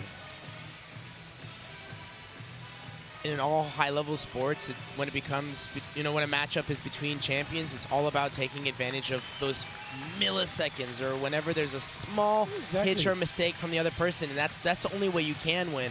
And you know, and you know, we could do the same match again tomorrow. There could be a different result. Today was Samdan's day, and you know, his experience shows through.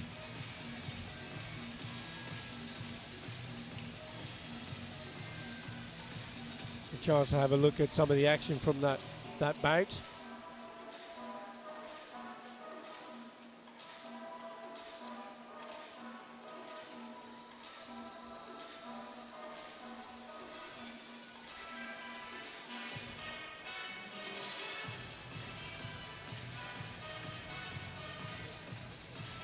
We're going to have a medal awards ceremony in just a few moments for the female kata and the male kumite minus 60 kilogram.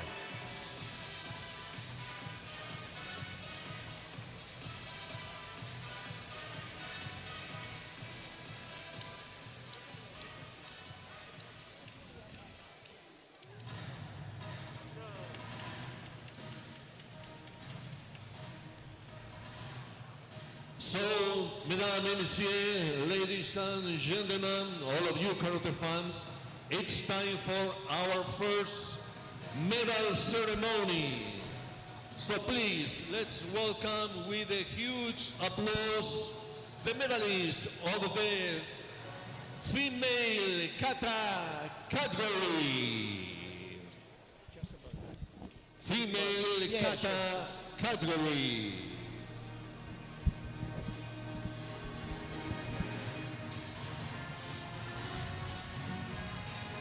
All these medals will be presented by Mr. Toshihisa Nagura, General Secretary of the World Karate Federation, accompanied by Mr. Bashir Sharif, the third Vice President of the World Karate Federation. So, female kata category, bronze medalist, Mishima Kiri, Japan, Asuma Saeko, Japan as well. As we were saying, Japan, such a strong nation. You can see 3 medalists on the podium. Yeah, very, very prominent and dominant performance at this event with them. And actually both of the male kata athletes that I'll be coaching today will be matched up against Japan. So there you go. But congratulations to these athletes, you know, well deserving, very well deserving. Mishima Kiri and Asuma Saeko, both of them from Japan. Congratulations. Silver medal, Lo Mo Sean Grace, Hong Kong, China.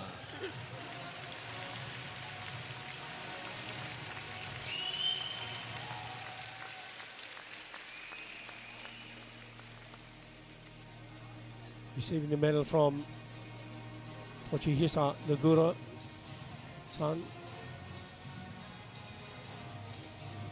Lo Mo Sean Grace, congratulations and well done.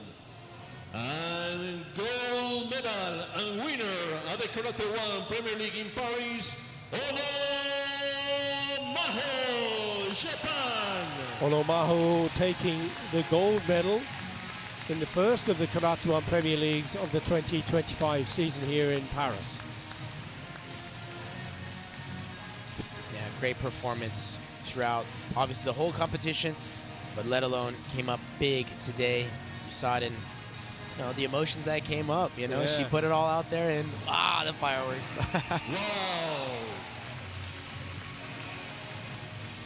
Mishima Kiri, Asuma Saeko, Lo Mo Sean Grace, and Ono Maho.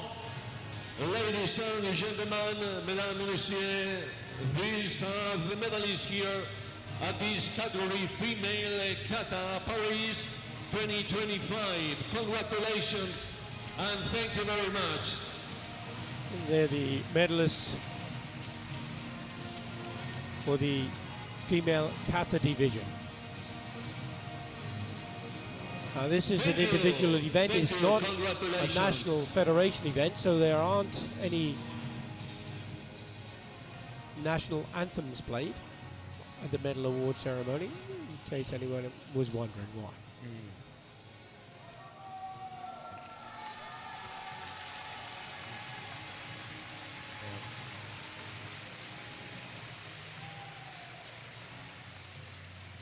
when I was competing in Premier Leagues and such, it was, you know, right before the So Olympic we'll be era. having It another was open medal to the top ceremony. 50, right? Male And Kumite now under the 60 top 32, kilograms. so you're really getting Please, some of the huge best applause. quality. Make some And, noise you to know, welcome all the these categories we've seen so karateka. far have shown that. Top 32 in the world, you know, doing amazing things. Very difficult to be among that. And if you are good enough to be among that, what an accolade that is in itself. It's amazing, right? Yeah. It's an event to compete at this event, right? Let alone being on this podium. There are millions and millions of practitioners around the world, and to be in among the top 32 in any one of the categories is incredible.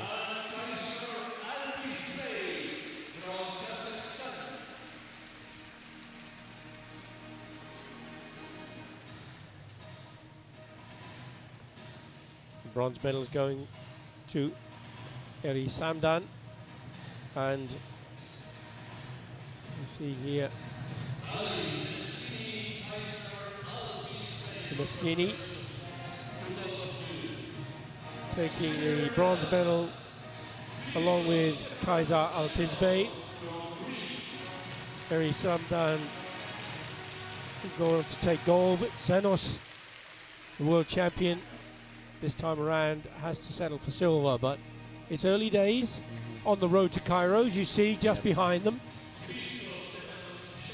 It's gonna be it's a long season, you know. Yeah. Karate, like a lot of other, you know, sports that have a Grand Prix circuit or some sort of circuit to go with it, is a long season ahead, right? All the way until the last quarter of the year. Yeah.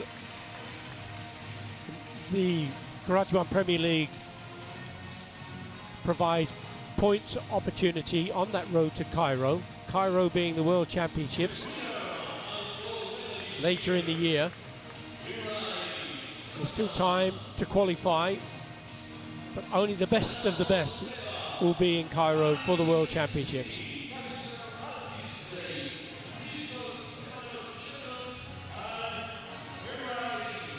Yeah, congratulations to all these athletes. Great start to the season. And, you know, to go with all of it, there's a lot of great performances for a lot of athletes to build the season, even if they aren't on the podium. So there's a lot of things to look forward to. And the podium might change on different events, and that's what the best part about all of this is. Everybody is so good at these events. They are indeed. And whether you take a medal or whether you get a participation point, all of those points are really important. The opportunity for the World Championships is open to everyone. You just got to be good enough to get there. So please do remember, this is just the first step of an amazing season ahead.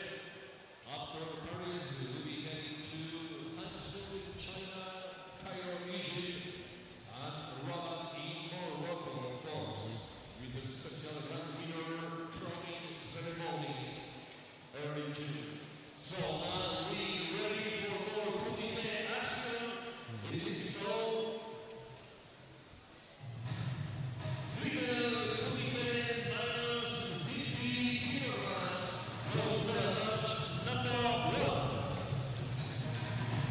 Female minus 50 kilogram.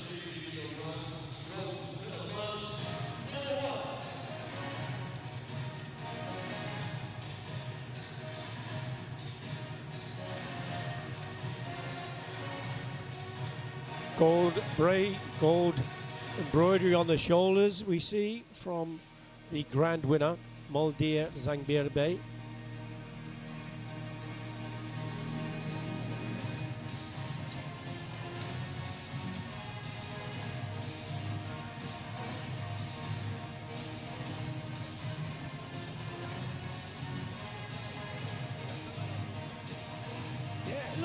Look, mommy, I'm on TV. Yeah, that's it. Okazaki Aika of Japan, another one of the fantastic Japanese team here. Yes, yeah. 23 years of age. I think that's something in itself for both of these countries, both Kazakhstan and Japan, to have this many athletes ranked in the top 32 amongst different categories, right? Exactly.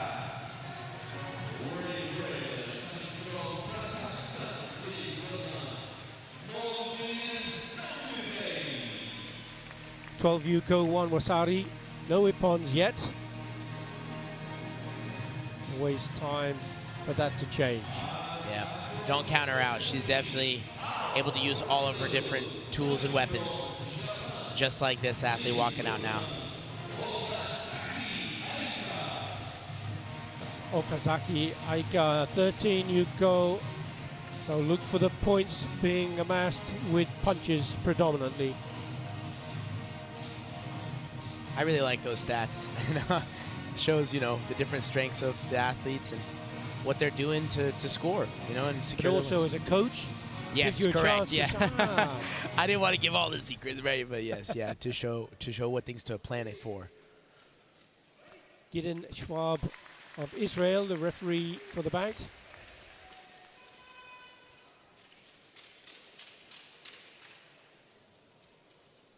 Women's lightweight category. Here we go. As the judges move into position, take their positions.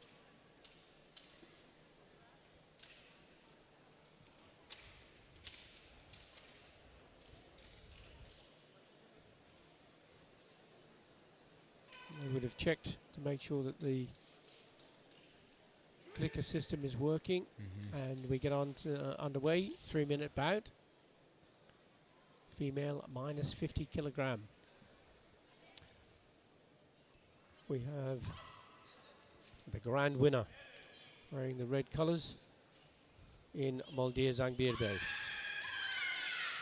Yeah, both of them are honestly so good at pressuring. And you see Moldir just walking forward, just pressing little by little, looking for some sort of opening. She's leaning back so that she's not, you know, kind of deceptive, not to be in range. But Okazaki is doing a good job, you know, keeping her away, throwing some things. And then hopefully, I think they're both looking for a secondary movement, right? So not that first one, but then something to happen after and score from there. So not that first punch, but the second thing to happen. Will be she's a fantastic fighter. She's trying to keep her opponent in the corner, but Okazaki quite happy to just move around the area. Zangbirbe, world champion, continental champion 3 times. She's won Karate1 Premier League gold medal. She's a grand winner. Has all of the track record. She throws in that front hand punch. Okazaki just steps around quite nonchalantly, not fazed by the power of her opponent. A little reset here in the middle, halfway through.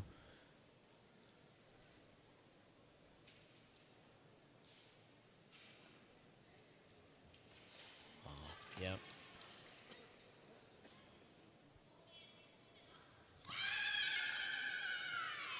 Feeling as Okazaki is looking for more of a counter, or kind of just like a little bit more of a defensive look. Moldir just continuing to apply the pressure, though, really good, and then trying to find a technique after. You know, VR request, looking to a coach. Signaled. She felt that that was a valid score. Placement looked good from, you know, just the first view. We'll see if it's deemed, you know, good enough to be a score. And here's the technique going in, and look at the hand position in blue of the blue Okazaki. Did she get her hands up to stifle the kick? As the kick came in, it went into the body, right so it went underneath. But what did it have? Vigorous application. Right. Did it have? Was it strong enough? That's what. That's what the question. That's what's in question. From the video review referee. Placement was good, timing was good, extension, but still it was a no, Yeah, showing that it wasn't, you know, it just wasn't enough. Vigorous application, and distance. Two crucial parts of the criteria for Ippon. So she didn't get the score. And interestingly, the coach didn't go for the video review until Zangbirbe asked for it. Which is good. Who's got it on this one? Okay, all right. No problem. And now Okazaki is asking for a video review from the coach because she felt her punch was in at the same time. Yeah. Zangbirbe has the score. Let's see. And you can see blue going in at the same time. Let's see what the video review makes of that. There's a change in strategy there, and that's what brought that point. That was a good exchange. Let's see if there's punch there. Referee asking to look at a particular screen. He's got the 9 screens to choose from. He's chosen one. Watch for Zhang Biebei makes the attack. At the same time, Okazaki throws a punch of her own. Now the question is, if Okazaki was on at the same time or before, there was 2 punches, yeah, right? 2 punches. She threw the front hand, and then over the top came her reverse punch. Hand, yep. There. Ooh, we got to see. Now red did score. Did blue?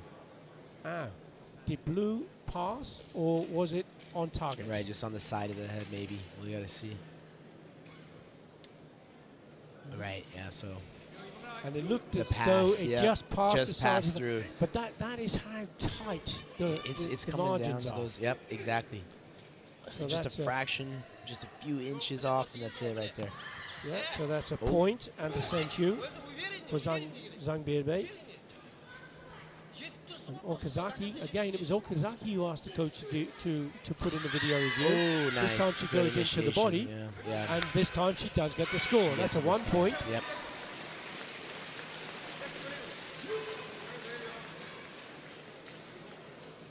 Tie match, but Senshu resides with Moldier. Just got to keep it last little bit.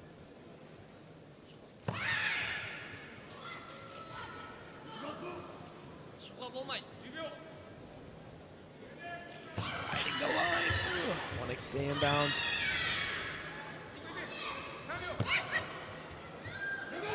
Ooh, I wonder what the call is going to be here. This could be pivotal. Yeah, and to lose that Senshu. Yeah. And now it's going to be 1-1. Right. Oh, and both again. They both go in at the same time. Oh, and yeah. it is On the buzzer. On the buzzer. I'd be interested to see referee. The referee's going across to make sure that the score was indeed on time. And they can refer to the video to double check the score. So check out that the scoreboard is still active. Yep. Both athletes. As the punches go in, you can't see the scoreboard in. You see the scoreboard is red, and then it goes. You see at the back. First glance looked like it was in. Yeah. Now the key is to see whether or not the replay, scoreboard has changed color before the punch arrives. Right. And it looks as though and it's given. Oh man! What a tight margin. What a finish! What a finish! There's the score: 2 points to 1. Wow! That is how titles are won and lost. That is it right there. Both athletes put it. They went all in for that last exchange. Less than a second left to just go off the line and send the punch. And it could have gone either way for a lot of viewers in this case. Yeah, it was great. That was great.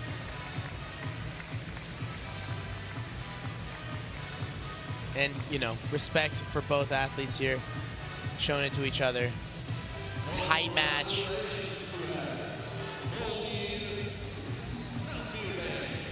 Congratulations to Moldier. Very well deserved medal, and also a very hard. It was a great finish. I'm still thinking about that last exchange, to be honest. Yeah, that was that double punch from Okazaki that passed, so she didn't get the score. Yeah, great fight.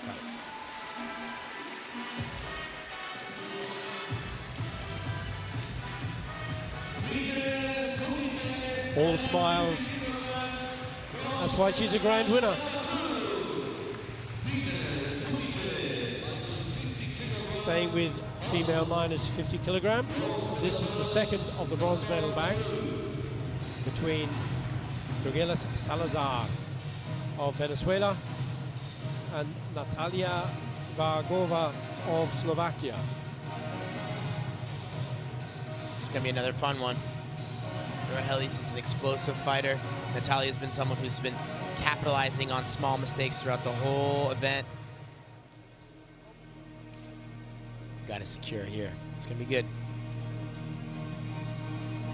Referees are ready to be taking their place. And the new scoring system that's been now in place for the last couple of years is working really well with the clicker system. Yeah. Replacing the flags. Miguel Salazar, 1 Yuko, no Watari, and 2 Ippon.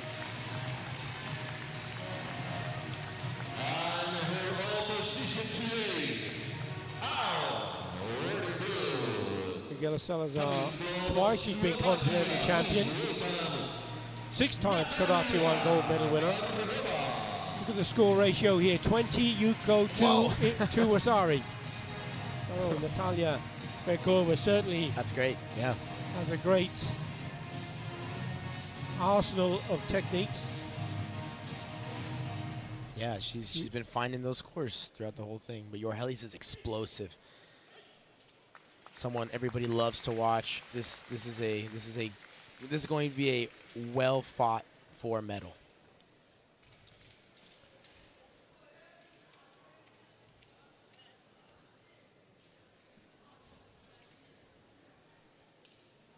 Miguel Salazar, World Games silver medalist. Referee just checking to make sure that the athletes have just making, got the appropriate dress. The belts have to be of a specific length that seem to be a bit long, so has to tuck it down. You don't want it to flick in the eye of your opponent. That is not the way to compete and to win. So the kit has to be exactly correct. So we get underway. 3-minute bout. Salazar wearing red. Varakova. Varakova for Slovakia in blue. Varakova has been active in all the Karate1 Premier Leagues in 2024. She didn't make any podium positions, but she has been a successful gold medal winner in the A Series, Matosinhos, in Portugal in 23. Miguel Salazar was a gold medalist here in Paris last year. She's not going to be that this time round. It's going to be a bronze medal, or she goes home with nothing. Apart from points for the road to Cairo, which, as I said, are really important. Right. All the athletes are obviously you want the medal, you want all those things, but having the vision of beyond just one event or beyond just 2 events for the whole season is important here too. So both of these athletes are setting themselves up well for the rest of the season. But Jorgelis is just a pressure queen. Yeah. She pushes the pace and the pressure, and that side kick, was it good enough? No? Okay, all right. Well, she's gone for a video review. The judges didn't go for the score. And the shake of the head from that member of the audience didn't believe it was a score. No, okay. Let's see what we got here. She chambered the knee high for a potential high kick, and then dropped it into the body for a side kick. And that shows her skill set. She's deceptive. She's able to change levels. Let's see what the verdict on this VR is. And it's good. Yep, the placement was good enough. And she did. She lifted it, and then she dropped it in for the side kick that came under the arm. Now, the coach didn't call it, but she did. And that was a good decision. That's a very important 2-point score. She'll also have the video review support, and she gets the censure. Watch how she lifts the knee high and then drops the kick in. Boom, yep. Clever. It was nice. And by lifting that knee position high, it raises the arms of the opponent to expose the target of the body. Good. Using the ring, trying to find the right range to do the next thing. Vargova applying the pressure, looking if she can get a hitch and then take advantage. Oh, close kick. Good counter. Nothing there. It's interesting. She lifted the knee high, but she stayed high that time. Yeah. See, that's the skill set, right? Move. Good. She tries to provoke you. Always trying to add confusion to your opponent. Yep. Take the center after. Center, bravo. Good. Yep, attack there on the wakarate. Break of action is going to be a stop and a reset. Ready your front punch if necessary, if she tries to approach you dangerously. Salazar using the front leg and her movement just to keep changing looks, not make it an easy, not make herself an easy target. Movement again. She only provokes you, your girl is left again, left again. Vargova's trying to find something off of her pressure, an attempt there. See the way Salazar ducks out of It was a good, trouble in the corner. That was good movement though. And like we saw with her leg earlier, showing one to the next, she does the same thing with her body movement too. And there you go. Brilliant. Oh man. Brilliant takedown. There you go. That's a 3-point score for Salazar. And watch you on the right-hand screen. Here's the kick now. Foot sweep. Bang. And Varkova went in for the kick to the body, and there's a video review request for that. Sure. I'm interested to see what's going on here. Now the question would be, did the score for Salazar, the score for Salazar has been given, so that won't be taken away, but did the kick to the body from Varkova score? That's the question. Yep. This was where she came out of the corner. It's after this where the techniques happened. So they need to move away. We've gone back to the same place again, though. Just trying to find them. Oh. Yeah, that's not this exchange. That's not that exchange. It was later. But it's important. This is an important part too. It allows Vargova to catch her breath, just reset, even if the VR doesn't go totally through. Just to find herself again. Yeah, exactly. And then try and get something back. Whatever happens, your girl is the same gaming, Keep her away with your leg, and every time she comes close. Seems to be looking at the punch again, where it was the kicking techniques not where the right thing. Where the video review was called.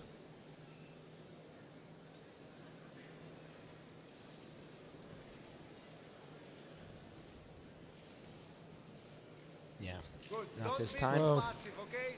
Stay active, but the takedown was great, in this case. But there was the kick. I think it was the kick that was being called. Correct. Yeah. Good try there. Again, she's using her movement.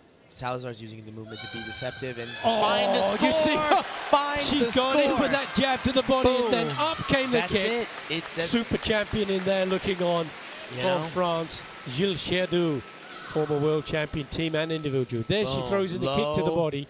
And then comes up high. Boom. Double kick, jabs to the body, and then the high kick. This is why she's like that. Vargova gave a very good effort, applying the pressure. Salazar just using her experience to expose all those moments to score. There you have it. And then she shows it. There was 8 points there. Took the match completely. 8-0. Fabulous.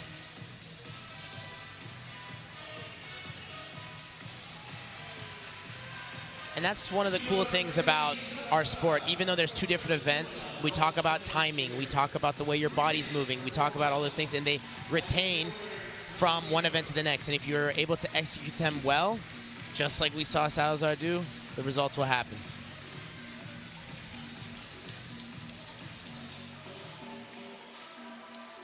Great work. Miguel Salazar. Fantastic win. Fantastic champion. Into the body. Yeah. That was good. That was good. That was the 2-point score at the beginning. There's the takedown. She was such a class act. Oh, yeah. Into the body there with the side kick. Up to the head. Bink. Got it. Awesome.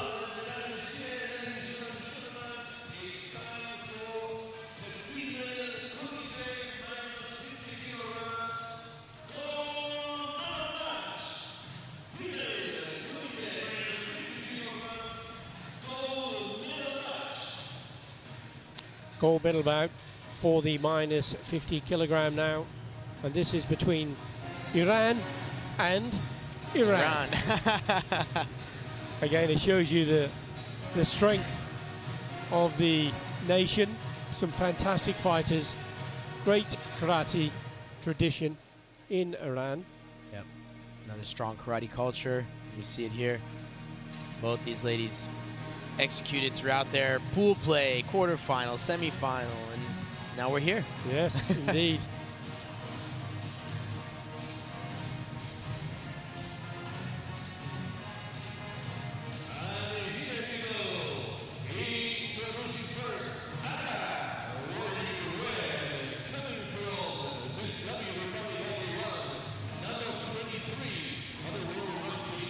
Wow, another super 23 Yuko. super high number in the Yuko category. And, you know, again, her strengths are being able to find the right time to do things.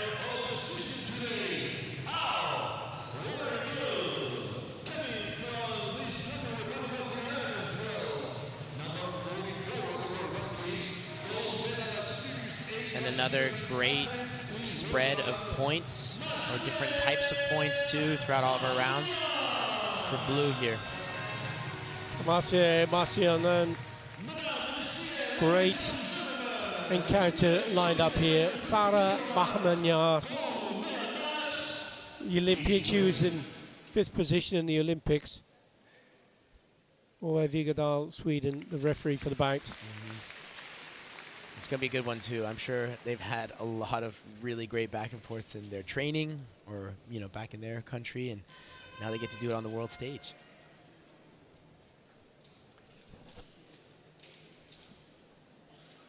Bahmanyar, no podium positions in the Premier League.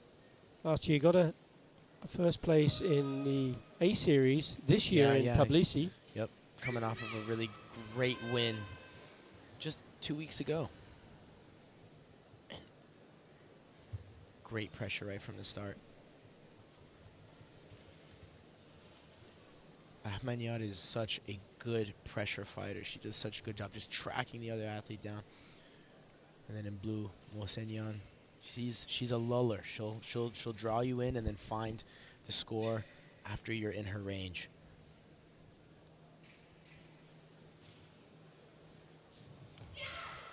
Good first try.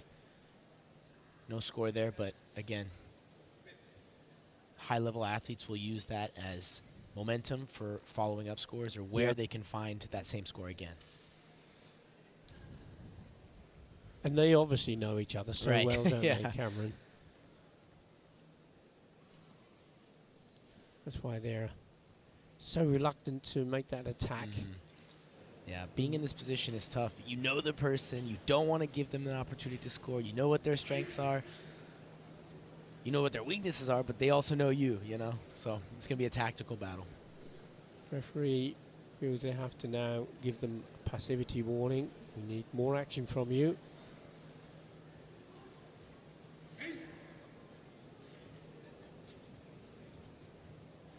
Yep, using that front leg. She's so deceptive with that, quick. But Red Bahmanyar is not phased at all. She's just still walking her way down and looking for a score after it.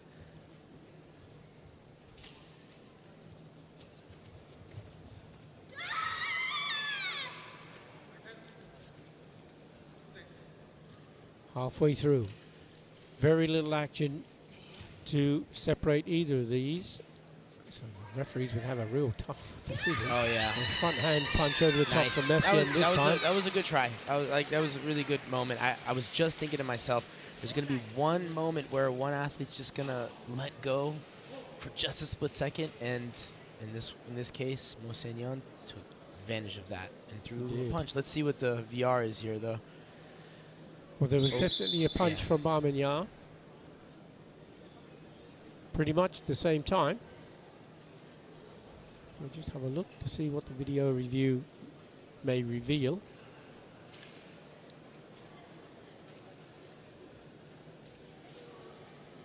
I think in this case it might have been second. Like it was a good punch. It might have just been That's a right. second. So because it couldn't score.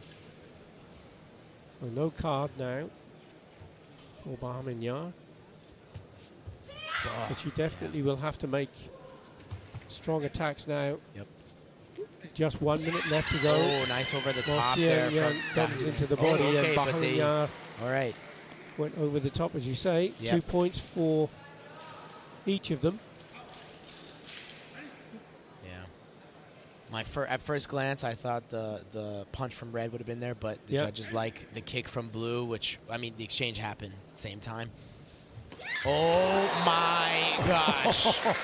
That's why you cannot count her out. She had yukos throughout the day, but those kicks, man, I'm telling you.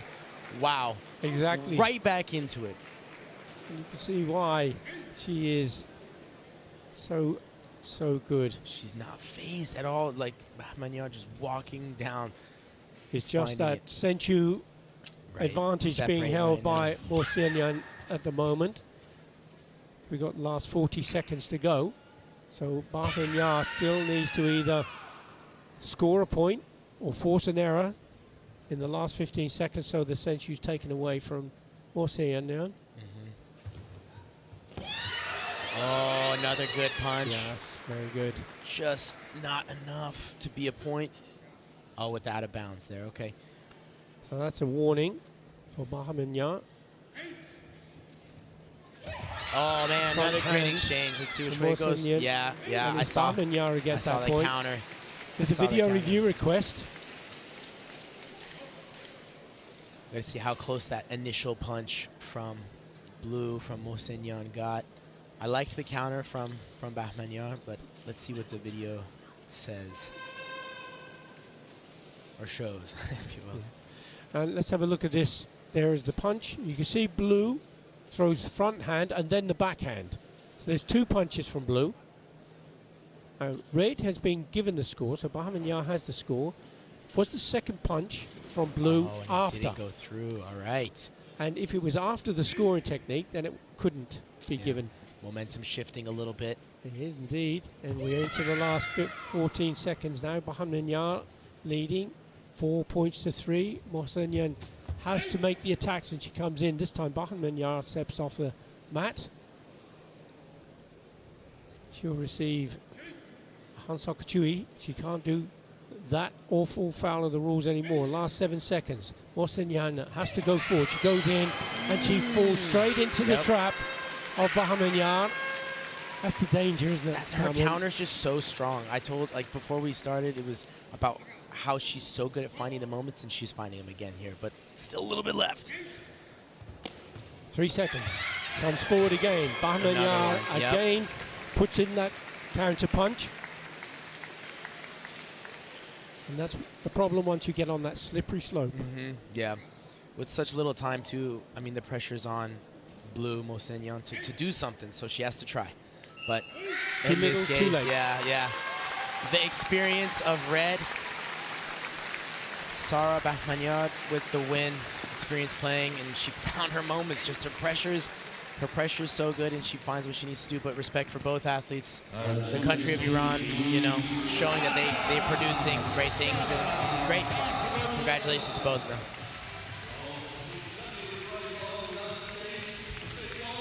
Cameron, you've got a lot of work to do. I got work to do now. We're going to have to say thank you very much, and you're going to leave us. Best wishes to your athletes. Great matches. Best and wishes to yourself. Yes, I appreciate it. Thank you very much for your help. Thank you for having me. See you later. So we're going to be changing commentators now. Our next guest commentator will be with us shortly as an opportunity just to look at the action and Sara Bahmanyar celebrating her success.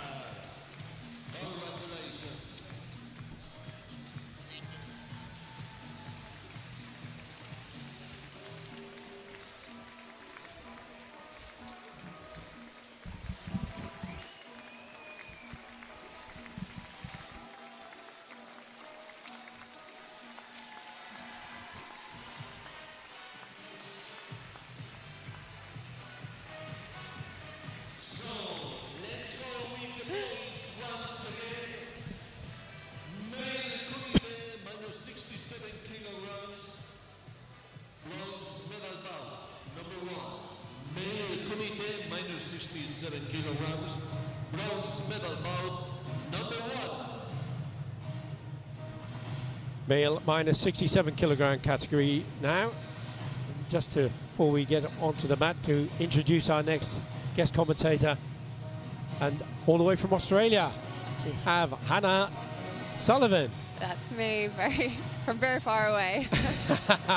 3 times continental champion. Yes. Fantastic. And you were competing here. I Hannah. was. What a spectacular place to compete at. And I know you didn't get onto into the medals, so that's why you're here with me. But what an experience, Hannah. What an experience. It's the dreams and aspirations to be out on the finals on the world stage. What an amazing place to compete at as well. How do you feel about your performance? I thought I fought very well. It takes a lot to be able to be in the finals, and I think that one day, hopefully, that can happen for me. Exactly. We're going to be moving on to the male minus 67 kilogram now, and Hannah will be helping with her expertise in the commentary. Italy versus Brazil. Vinicius Figueira, 33 years of age, World Games champion. He's been a 3 times gold medalist in Karate1 Premier League, 3 times continental champion. He is the current PKF champion. He's up against Gianluca De Vivo of Italy, who will be wearing the red colours. No medals in 2024 for the 32-year-old De Vivo, but he has been a continental silver medalist. Hassan Bakri, the referee. Now, Hannah, do you study the male fighters and the female fighters? Of course.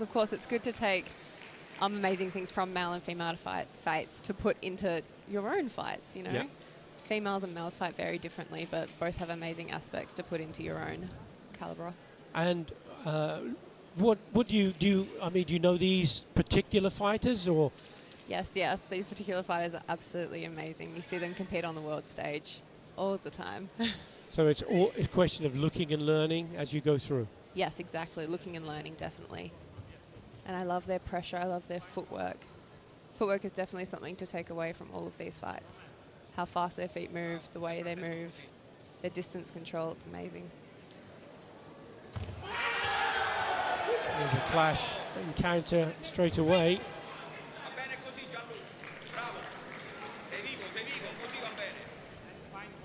3 ways to score: punches to the body. If they're standing, it's a 1-point score. If they're onto the floor or any part of the body apart from the feet touch the floor, it's a potentially 3-point score. Kicks to the body, kicks to the head. Takedowns. There's so many ways to score points, Hannah, aren't there? So many. I love the way that they're applying pressure on each other at the moment. Very intense.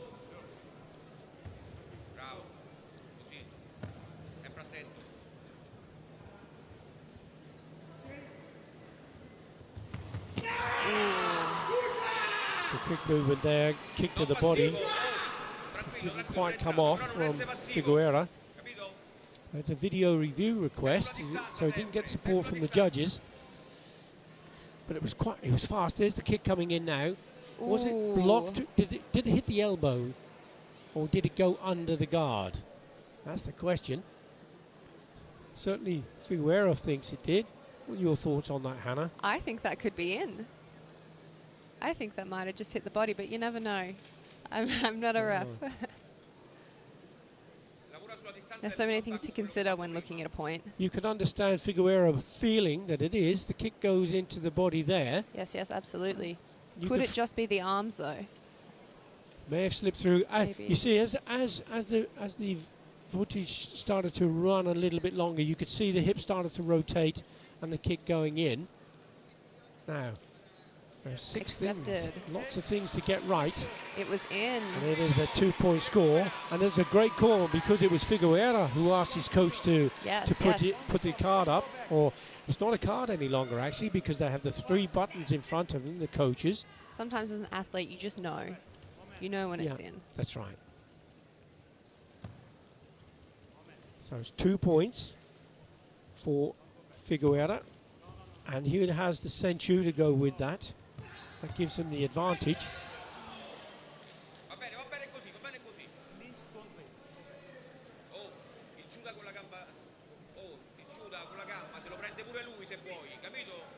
And in case you're unfamiliar, the senchu advantage would mean if it were 2-2 and let's say they'd all been Yuko scores and one has a senchu, the advantage is that they would take the match. So it's a powerful point, isn't it? That first unopposed score. Very powerful.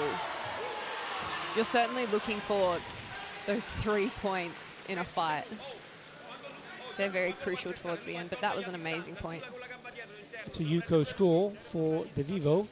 Oh, wow.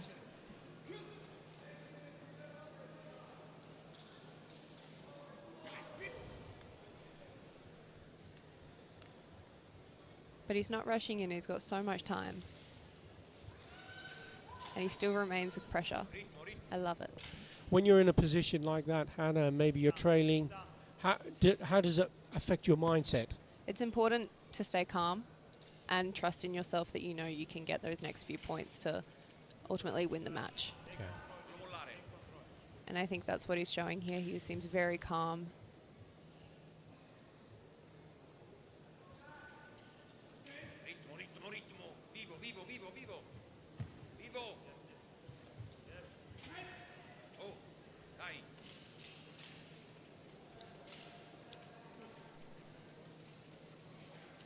Now, this is the day 3 of the Karate1 Premier League. This is the finals day, the bronze medal and gold medal bouts, and it's a long competition. It's a long season because there are 4 Karate1 Premier Leagues. Hannah, you no doubt will be intending to compete as many as you can because it's the individual world championships year, isn't it? Yes, it's a very important year to be competing on the world stage for the world championships. I will be competing at hopefully majority of them. Right. And of course, although you didn't get into a podium position, but you do have the points that go with it, and they're important, aren't they? It's very important. It puts you in a very good spot, not only the points that you get, but the experience that you're able to get with it. Fighting the world's best, top 32. It's extremely valuable. And top 32, when you think about the millions of people that practice karate around the world, and in your category, to get onto this tatami, you have to be in that top 32. I mean, already in my mind, you're a champion. That's incredible achievement. Thank you. It is very tough. It takes a lot of training, a lot of commitment and dedication.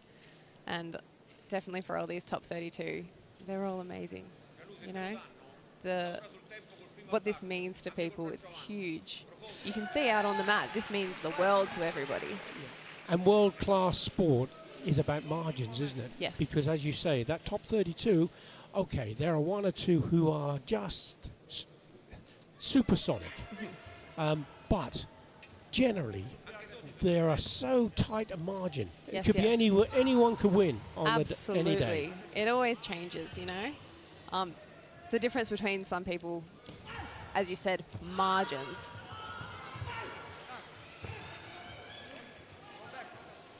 And now we see the score between these two, 2 points each. Figueroa still has the central advantage. And now De Vivo really going for it, requesting another video review. Now just to explain, if you're not familiar with the scores, although the scoreboard is 2-2, the green triangle shows that Figueroa has the senchu, but also Figueroa scored his with a wasari, a 2-point score. So if at the end of the bout it's a draw in scores and there's a senchu, the senchu takes the advantage and would give the win. If the senchu is lost in the last 15 seconds and it's 2-2, then Figueroa would win because he has a wasari against 2 Yuko. That is why De Vivo has to make these strong attacks. He needs to score 3 points to overcome those advantages. Yes, this last video review is very important. Because as you said, if it lands on a draw, the one with the highest kick wins. Yeah. And the video review is being rejected. So no card and no point. And there's the win what for an amazing Figueroa. fight. And look at what this means to him. So ecstatic. What an amazing win. Well, that's why he's a World Games gold medalist, and this is a World Games year. It is, it is. You're seeing the best fights.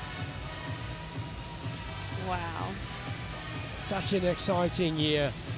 And there's so much karate to be had all around the world, isn't there? Oh, so much. You have all the opens that you can attend, the Premier Leagues, amazing. Amazing, amazing.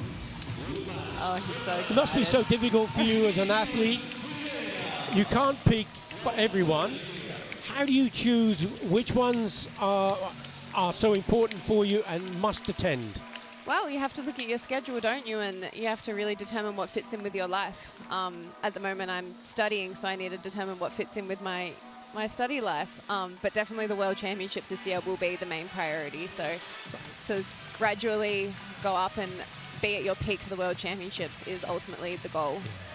Now, you are from Western Australia, in Perth. I am, Perth. And that is a huge continent in itself, isn't it? Australia, 4,000, 3,000 plus miles from one side to the other. Huge. So how do you manage to fit in all of the training, all of the travel, and all of the cost? How does all of that work? Do you have a sponsor? Sponsors of mum and dad, perhaps? Mum and dad are absolutely amazing for me. Definitely a little bit from the bank of mum and dad. They are absolutely amazing. I'm sponsored by Budo Nord for Australia. So they help out a lot with the cost of equipment and geese because that's a lot of money. Yes, it certainly does. It certainly does. And your dad is also your coach, My Brian. dad is my coach, Brian. He is absolutely amazing, and how grateful I am to have someone who loves me to be on my chair. You'll see many athletes actually competing in the final that have a loved one coaching them. A father, a mother. Yes. Yeah. Because who knows you better than Sister. someone who loves you, you know? Exactly. Unless you lose and then they'll tell you off. No, they don't do that, do they? Maybe a little bit.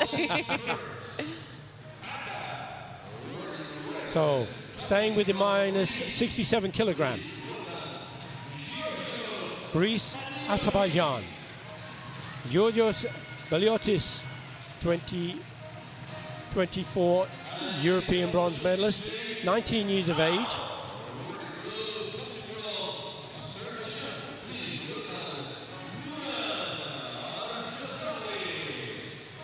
(22 years of age), Nuran Arzazade, 12 Yuko, 1 Wasari, and 3 Ippon. Look for those big scores from Arzazade.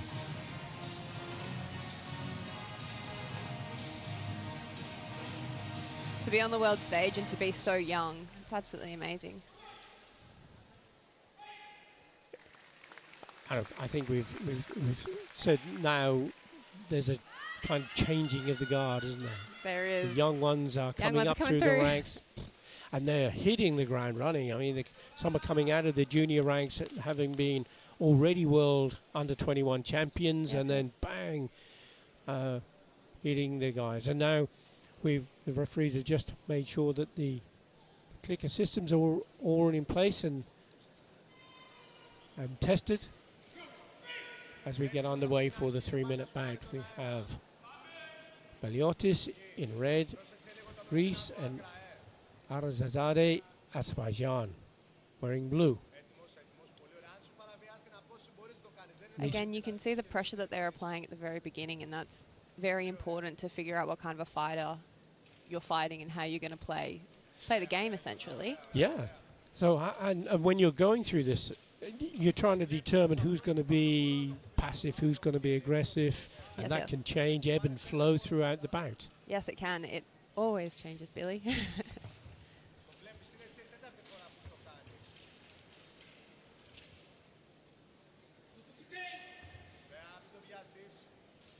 And the different weights, do you, when you're competing or when you're researching athletes, do you focus on one weight category or do you look at inspiration from everyone? Inspiration from everyone. The lighter weights, I love how they move. I love how agile they are. I would love to put that in my caliber. The heavyweights, I love how they throw. I love their movement. It's how I would fight because I'm a plus 68. Yeah. So it's more how I would look at fighting. How on earth you can call plus 68 a heavyweight, I have no idea. I don't know either, Billy. That's very, very light.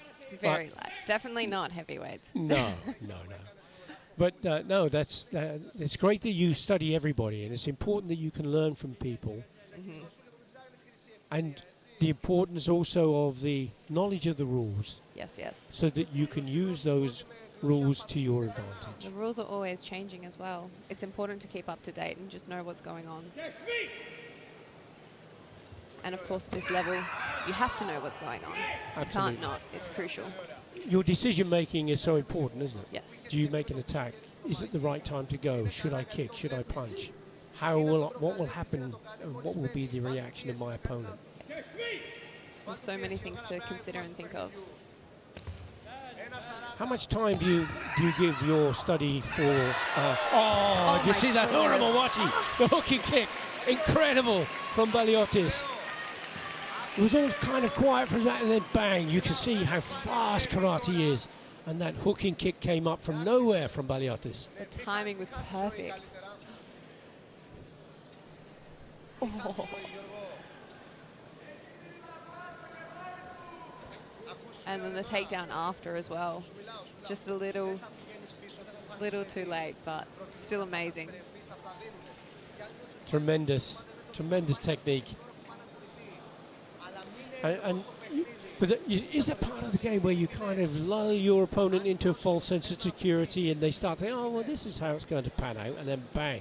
Absolutely, absolutely. Spring the trap. It's all a part of the game, Billy. Just depends how you want to play it. Yeah, exactly. And now, in this situation, we can see that Arazade is, here we go. There's the kick. Look at that. That was incredible. Arazade did the takedown afterwards, but watch the kick come up. Wow. Just perfection. Now, just because he ended up on the mat, it doesn't mean to say it wasn't effective, because it was the kick Yes. that was scoring the point. It's what comes first, isn't it, Billy? Exactly. And only the first technique that scores. And to Can start be- it off with 3 points as well. Very crucial. 3 points and the Sensu advantage, because there was no score in opposition.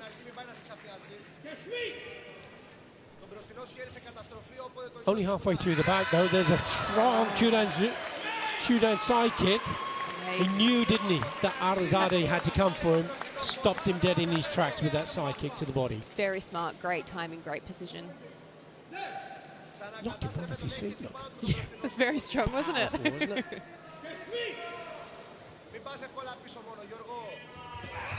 Extremely powerful bunch of men.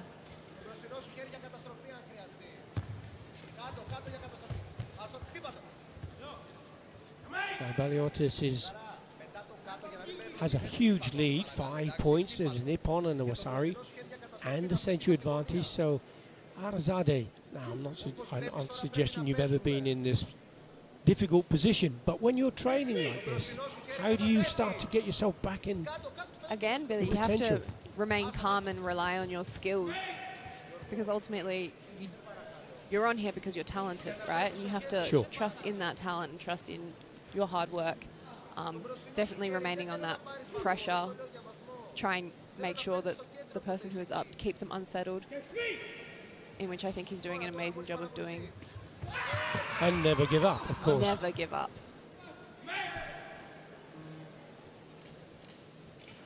There's still a minute left and there's still plenty of time to keep going. A minute is a long time in karate, isn't it? Because the techniques are so quick. We like to say it's a short time if you're down, but a very long time if you're up. Yes. We've seen players who have been 5 or 6 points in the lead with just 30 seconds, 40 seconds to go and lose. Yes, you can see matches change completely with 5-10 seconds to go. Because once your opponent starts to come back in strongly, the mindset starts to shift. Oh my goodness, what am I going to do? And if you take your mind away from your work, you're going to lose, aren't you? Yes, absolutely. Video review for blue. Arazade. Look to see, there's a kick and there's a punch. Came in after the kick. Looking for that punch.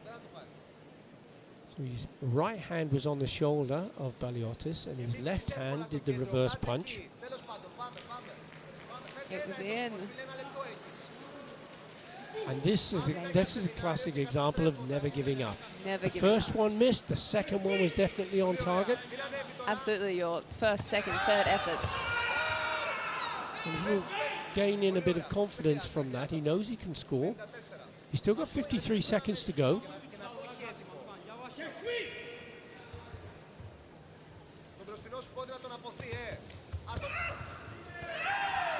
There's a kick round the back. And there's a video review request. The judges didn't go for it. And for the score, there has to be 2 judges agree that there was a score. And that trust between your coach and athlete to put up the video review request as well.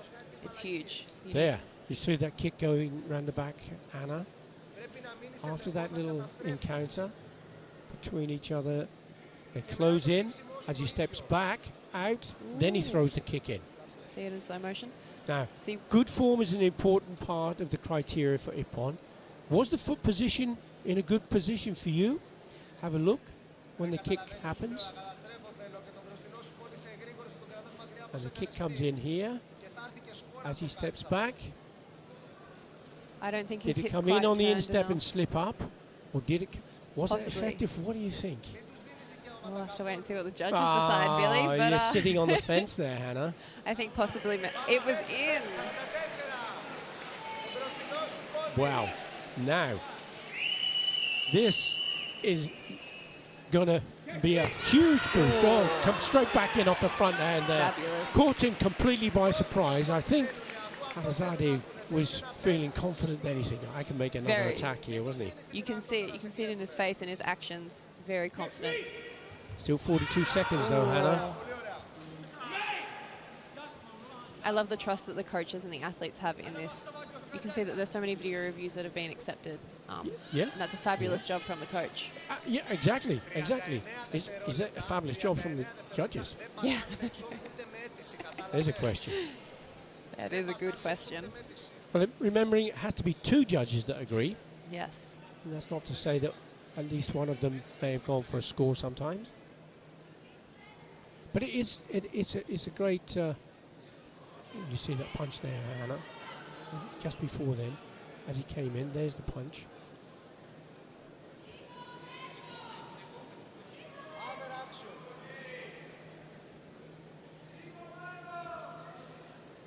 As they came off the mark.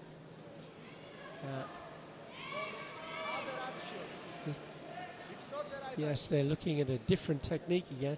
Now, when you're looking at the video review, the video review referee doesn't know what's being asked to consider. They look back over the previous 6 seconds and look for a score. Yes. Doesn't necessarily mean, though, they're looking at the score you want them to look at. Yes. And that is a toughie. That's a tough one. And the coaches have a button on the desk in front of them, so they can press that button when they believe it's a score. But what they don't have the ability to say is, I want a 3-point score to be considered, or a 2-point, or a 1 point. It's just that I believe there was a score. Then the video review team the referee has to look to see if there was indeed any score at all. So we're into the last 11 seconds. It's 6-3 for Baliotis.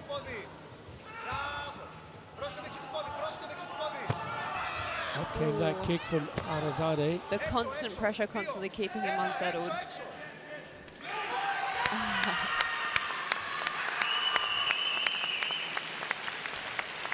I love how much this means to them, Billy. You can see it.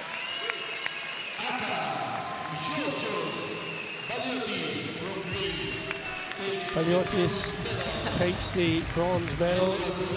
Big smile. Convincing win at the end of the day, wasn't it? It was a very convincing win. He did an absolutely amazing job. Confident throughout, and he picked his points. Very precise, very amazing. Very strong as well. Young 19-year-old coming up into the division, absolutely amazing.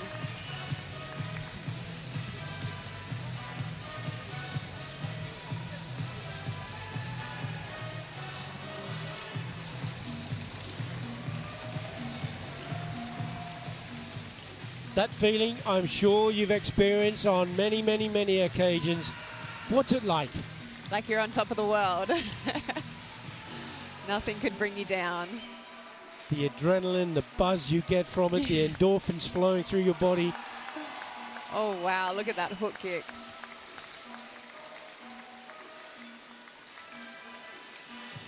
Wow. Flexibility, incredible. You spend a lot of time training in that way with your plyometrics and stretching and... It's very important. There's a lot that comes into play when you're training for these big events. Flexibility is always a must.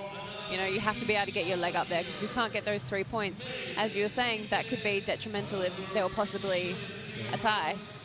So always, your strength comes into play, your agility comes into play, your fitness, all of it. Staying with the male minus 67 kilogram category, this time it is the gold medal encounter, and this is between Japan and Turkey.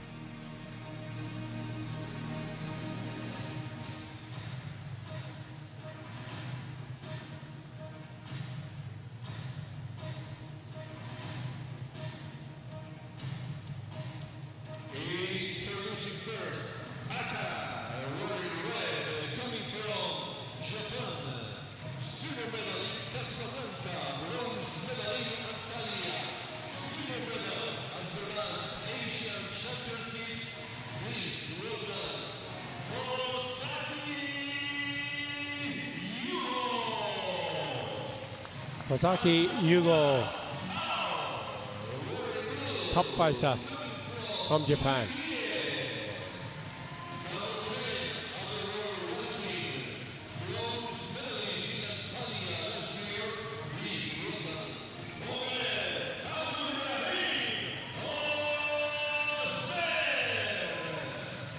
Omer Abdurrahman Ozair, 24 years of age from Tokyo, he was third in Antalya last year.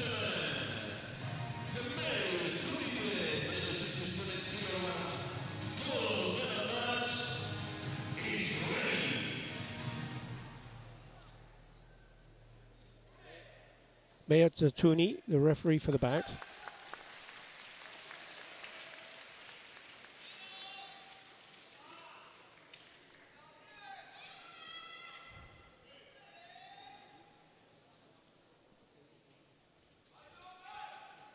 Kozaki Yugo, Karate1 silver medalist in Casablanca.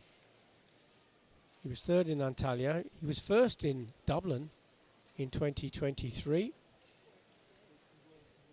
Omer Abdurrahman Ozair was third in Antalya. He's the world cadet champion in 2015. So we get underway, 3-minute bout once more. And once more we see that kind of testing period, Hannah. Yes, yes, definitely testing with their hands a lot. Lots of small movements with their feet. Very nice test there.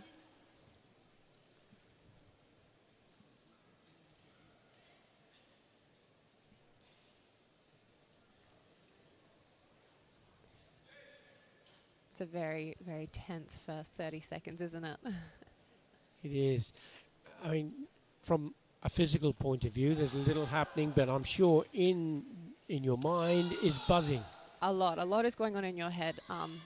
The right timing, the right moment, what you're going to do, the right technique. Listening to your coach as well, because they're talking from the background and trying to block out the background noise as well. There's a lot going on, Billy. Yeah, indeed. But you can see they're trying to figure out the right timing, what the other person's reaction is. Because depending on the other person's reaction, helps you figure out what technique you're going to do.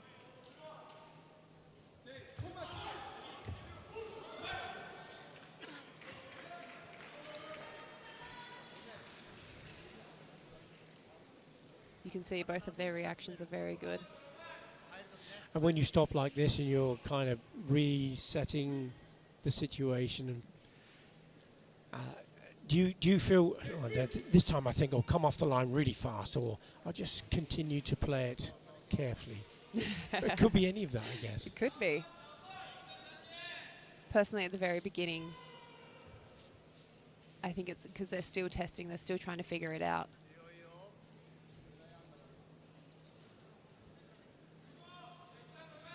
Very tense. And, you know, if you're not familiar with karate, you may look at this and be forgiven to think, oh, hang on, what kind of sport is this? What's happening? There's not much going on here. Of course. What would you say to those people? Well, there's just more to consider. You know, their athleticism, look at how low they are in their stance. Look at how concentrated they are. It's more than just kicking and punching and doing lots, you know? Yeah. There's more to think about. And as you said, there are 6 scoring criteria. Yeah. Yeah. And indeed. And you've got to get every one of those Every single right one of those, right? to score a point. We did. We got a point there. Right on cue. Kozaki takes the first score, a Yuko, and he'll get the Senchu advantage. That's almost like worth 2 points, isn't it? It is. Well, the other person now has to get 2 points to win. Yes. And you can see the dynamic of the bout changing immediately after that first point is scored. Immediately, well, because now there's something to chase for. There's something to work for. The roles have kind of been determined. Yes. One's the passive, one's the aggressor, one's the defender. Yes, and it's important, even though you're still up on points, to continue looking for them, to continue seeking more and more and more. And Ozar did exactly that, didn't he? He's now got himself on the scoreboard. Absolutely. Definitely now you can see the roles have changed. There's a lot more happening. Technique-wise, a lot more happening. You know, there's always still the mentality of it, what you're thinking, but now obviously with 18 seconds left, we need to see techniques to win or continue winning. Ozar needing another score and gets it.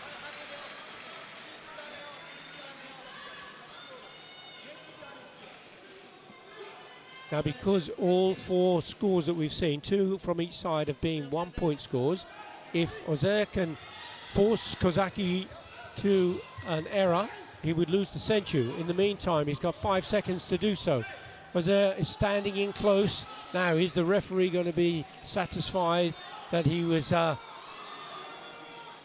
being okay? You see Ozar was obviously trying his hardest to force that error, and in fact, he's got himself into trouble. Comes in close again, and there is a video review request from both coaches. Be interesting here because Kozaki's coach may very well have thought, well, I want to just diffuse this a little bit. Do you think it was a tactical call? Absolutely, absolutely. You never know, Billy. Just in case, maybe if he gets his video review request accepted. Great, but if he doesn't, it's taking the sting out of the tail of Ozar. Yes, and definitely tactical, trying to make him force an error so that it ends up in a draw. Very tactical, especially with the last few seconds left. Both video reviews are being considered. There was the kick from Kozaki, and there was the technique punch from Ozar, and both have been rejected. And the clock is 0, so it's a win by the Senchu advantage. And the gold medal from Kozaki Yugo.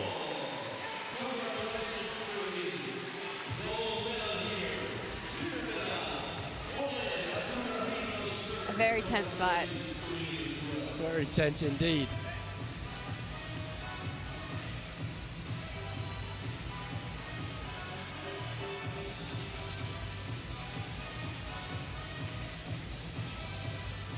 All smiles though. Absolutely, when you've just won a gold medal at the Premier League in Paris. Absolutely. Because, the Premier Leagues are pretty much like a World Championships, aren't they? Yes, absolutely. We've got the highest. In fact, they could be hard. It's tougher than a World Championships. Well, now that the World Championships have changed to round robin. Yes. How do you feel about that? It's a big change.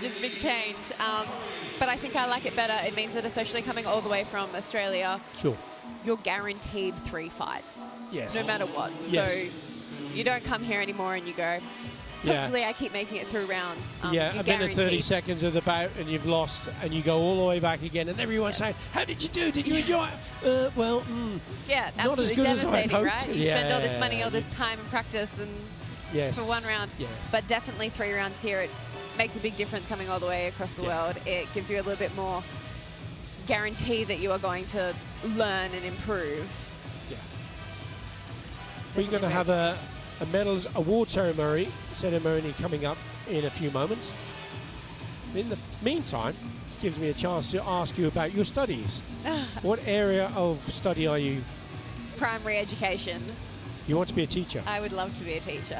Right. I teach karate at my own club Yeah. since I was 12.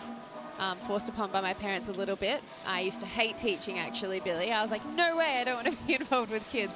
But as I started teaching karate more and more, I realized that kids are absolutely amazing, and it's definitely something I would love to go to. Brilliant. But I think all teachers of youngsters have a massive challenge. It's like herding cats, isn't it? Definitely more than cats, Billy. Imagine having 30 cats all in a classroom, all crying. And Wonderful, wonderful. But I love it. And it means that I get to be more knowledgeable when I go to the karate club and teach my kids, especially learning about teaching. It means that I have so much more opportunities. And going into teaching means I have more opportunities to possibly teach karate in classrooms, which has just become a new thing in Australia, where we've just become a part of teaching in a part of schools, which is amazing. Fabulous. We've got our first medal ceremony now.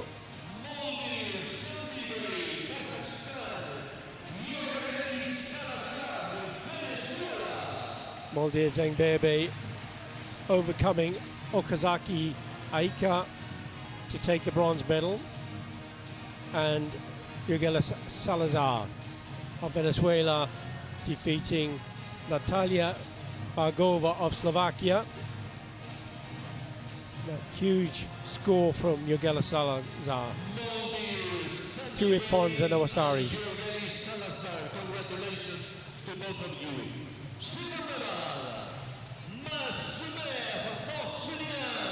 Masumea Mafin from Iran takes the silver medal, losing out to the Olympian Sarah Bomenya.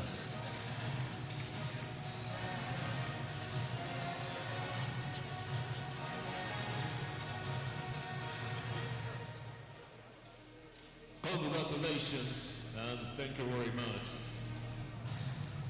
And the winner and gold medal here in Paris 25, Sarah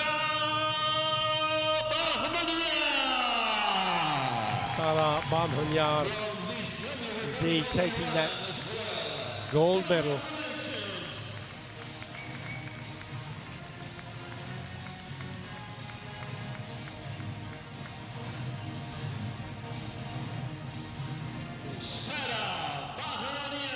Medals are kind of half of the Eiffel Tower, it looks like, doesn't it, from that shape? Yeah, I was about to say, have a look at these medals. Absolutely amazing. Oh, they've outdone themselves here, Billy. Absolutely amazing competition to have. Yeah.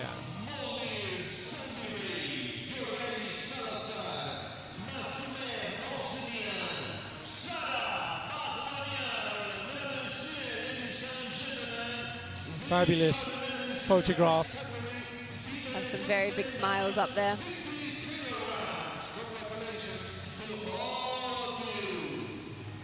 Just to let everyone know that this is an individual event, the Karate1 Premier League. It's not a national event like World Championships. It's not from the nation, so there's no national anthem played at the medal ceremony.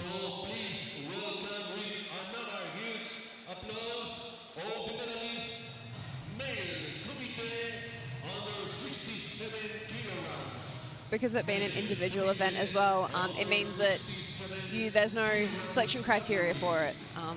You don't have to be selected as a part of your country. You can represent yourself as part of your club, which is a very big change. Yes, exactly.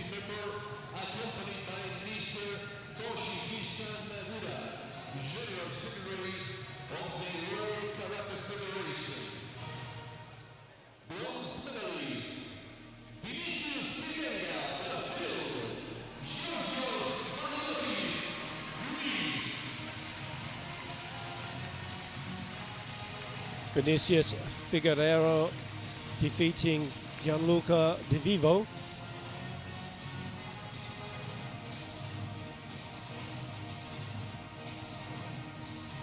And Georgios Paliotis winning his bronze medal after defeating Nuran Arazadeh of Azerbaijan.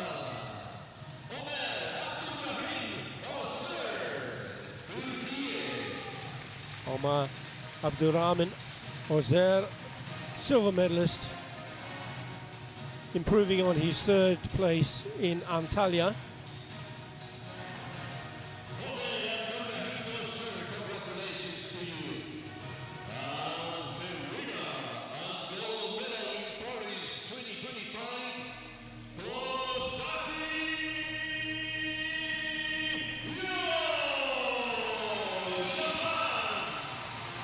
Ozaki Yugo taking his second Karate1 Premier League gold medal.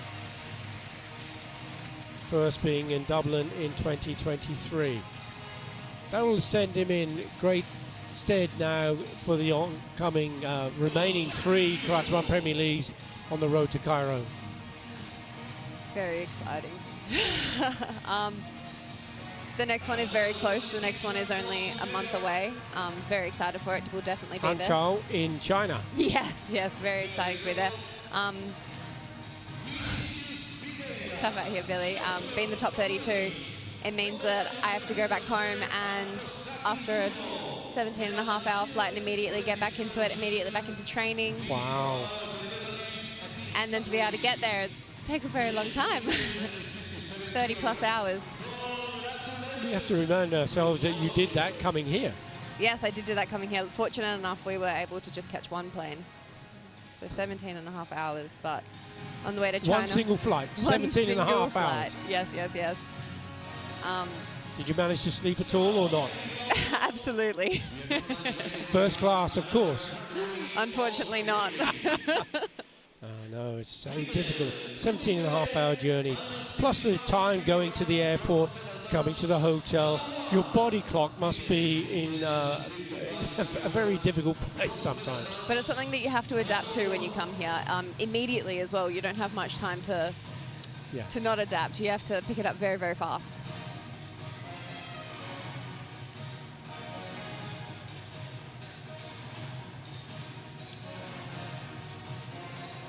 Female minus 55 kilogram category now. Back to the tatami. This is between Turkey and Greece. And this is Tuba Yakan, current world champion.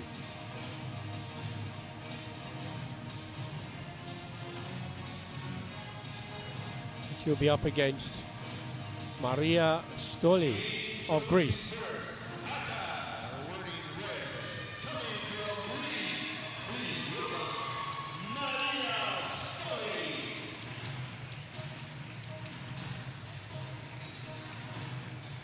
Maria Stoli hasn't won Karate1 Premier League gold medal. She has been silver medalist. She was second in Casablanca last season. Tuba Khan, on the other hand, has won a Karate1 gold medal. She's been 7 times a silver medalist and 6 times a bronze medalist. And of course the world champion. Twice she's been a continental champion, including in 2024. On paper, Yakan is the stronger candidate, but that can always change, can't it? Always. You never know what's going to happen out on the mat. And as we can see again with Maria, family members coaching. Because again, no one knows you like your loved one. Absolutely. And I'm sure they can be great supporters and honest critics. Yes, very much so. Very honest.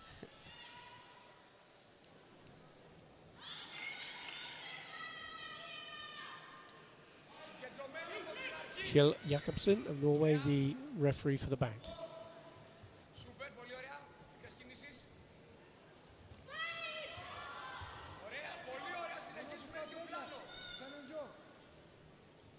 I love how agile they are in their footwork.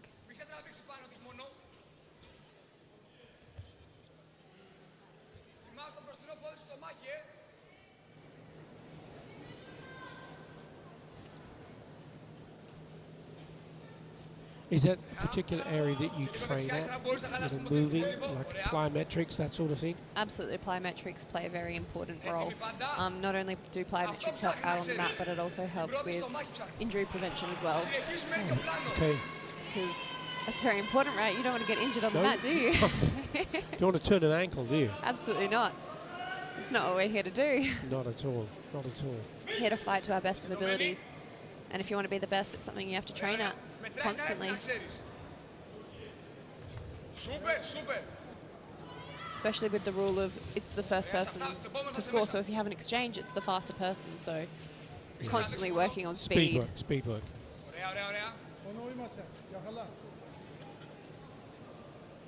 And how do you choose your partners? Sometimes you just get what's given with you. But I'm very fortunate enough to have a lot of partners to train with back at home. That's good. And your success, if they aren't as successful, your success is partly to do with their willingness to help and train.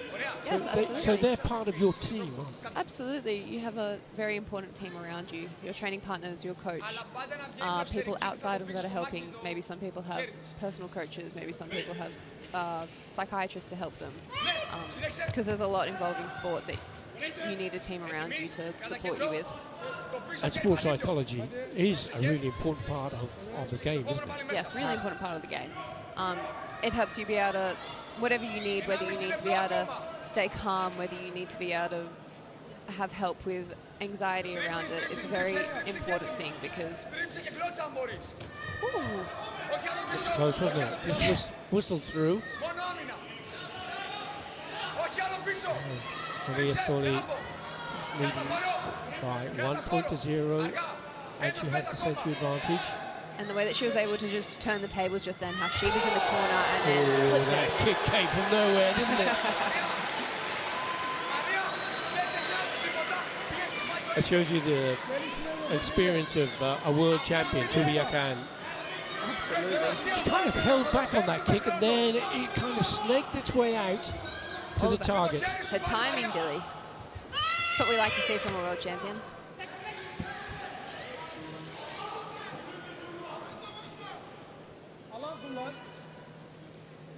Video request from the coach of Maria Stoli. Remembering the video review referee can go back 6 seconds. They don't know what's being requested. All they can do is consider the actions during that period of time and see if there's a score that is indeed valid. Stoli ducked away to the side. And it was too late to get out of the way of that attack. Very good job from her coach, because if she gets one more point, she holds Sensu. Oh, Tulia Khan now, 3 points to 2. 38 seconds still on the clock. The pressure is on Maria Stoli now.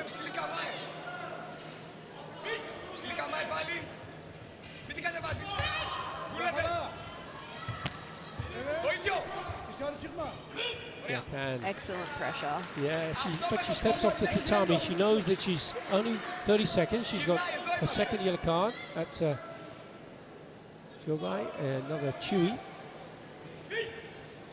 It's also an advantage being able to use your warnings.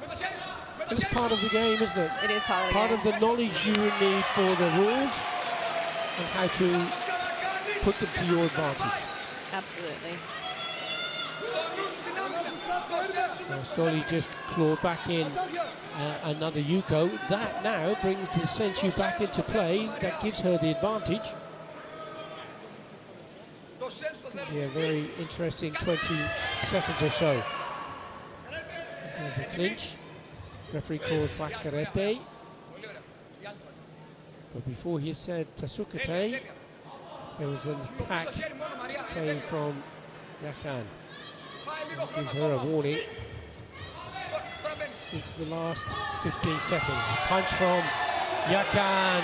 as she punches the air afterwards, she knows that that was a crucial point to score with just 13 seconds on the clock. Now watch for Stoli to come in. She's going to make an attack, and Yakan stops her in her tracks. We can see that lots can definitely happen within the last 15 seconds. Yakan staying in close. Puts up her fist. She wants her coach to call a video review, and he does. The reason it was tactical, don't you think? Absolutely. Sometimes it's great to be able to not just take the break, but to be able to think during a video review. You get to pull yourself together, reset with your mindset. Exactly. She did throw a punch, and obviously that's going to be considered, but it takes the sting out of the attack from the opposition. Stoli's punch goes over. She's able to recompose herself for the last 4 seconds. Looking at the punch from Blue. She did a double punch, one to the body, one to the head. Both will be considered. And that's where she felt that the second punch was the one that she believed would score. Didn't get the point. But 4 points to 1, she's still leading. There's a video review request just before the clock went down to 0. There was a video review request from the coach of Maria Stoli. And this is a crucial one. There's the attack. As you see, looking for red. Double punch, front hand, and the reverse punch, the backhand. Did it slip past? That's the question. Really important call this. If it scores, she will take the match.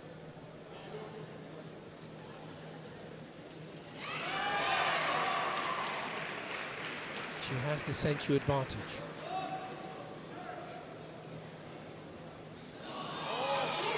But it isn't. Could have been on the side of the head, so it didn't get the support from the video review referee. Counter punch from Yakan as the clock ticked down to 0. And there is the win. Bronze medal here from Turkey. Congratulations to her.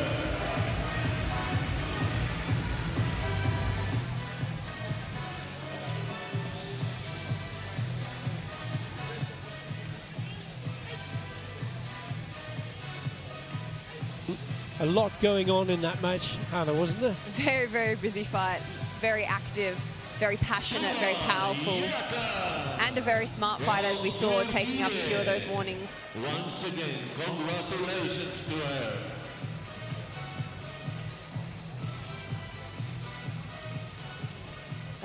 Very happy athlete there. I was just thinking there because celebration has to be appropriate, and actually they can be fined if they celebrate over the top. But you know, having a nice little dance going off there with a big smile on your face, I am sure is absolutely fantastic. You gotta let the athletes have something Gotta have some catchy. We're emotion. happy. Release the tension. It's the emotion on the mat that you want to see, Yes, exactly. without it being excessive. But we love to see it. And the thinking of Paris and thinking of France and thinking of Steven da Costa. When he finishes with success, the back flips, he's like a gymnast. I love it, I love it.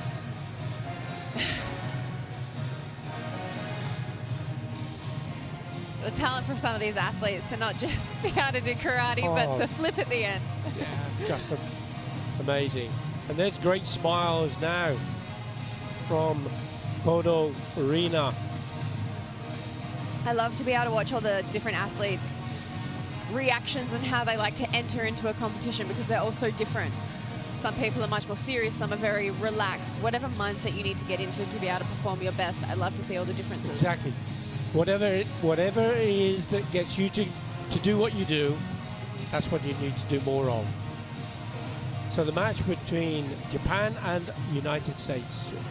Introducing first, Aka, wearing red, coming from Japan. Please welcome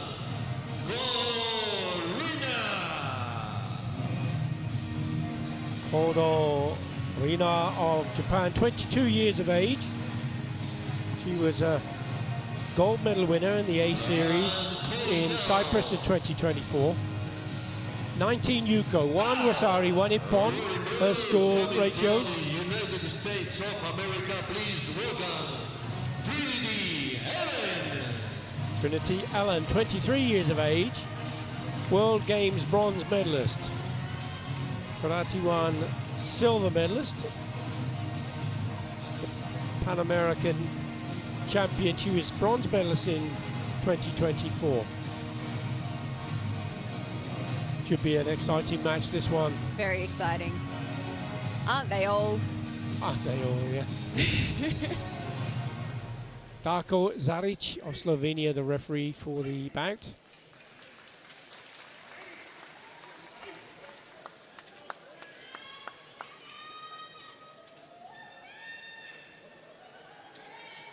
She just looks like such a happy fighter, so happy to be there.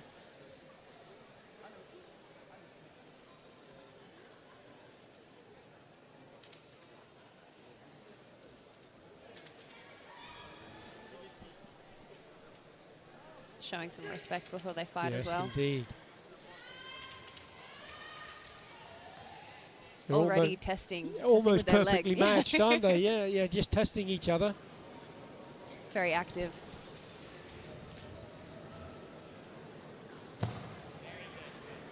There's so many different ways that you can test as well. Test with your feet, test with your hands. Just by moving your shoulders or your hips.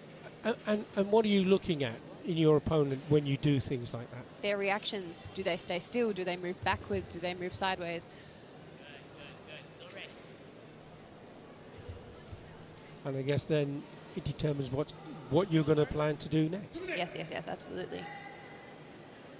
What are their hands doing, you know, when they move backwards? Do their hands go up? Do their hands go down? That also determines whereabouts you're going to aim. And I guess some opponents are more difficult to read. Yes, yes, yes. Of course, everyone's different, you know? Sometimes you need the help from your coach to help you figure it out and have an outside perspective. That's what a coach is there for, right? Yep. Both going in with punches at the same time. It was Trinity Allen who got the support from the judges. It's a 1-point score. And there's the center advantage.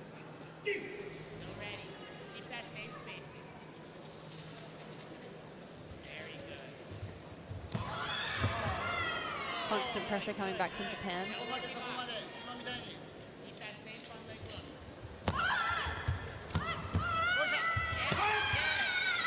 Throwing several punches there for Kodo Rina.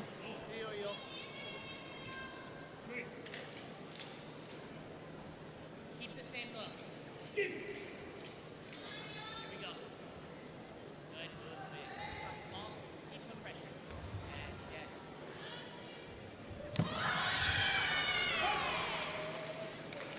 Hey, it's okay. It's okay. Trin, your timing is perfect now. Just find underneath first. So Allen stepped off the tatami. That's another yellow card warning. So third Chewy warning. High punch from Koda, but it was the counter punch from Allen that got the judges' support. Fabulous anticipation.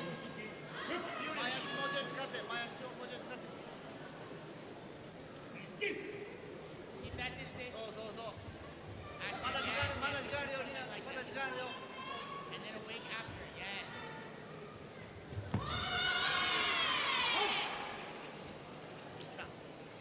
Movement is great. Movement is great. Just a little bit more ready.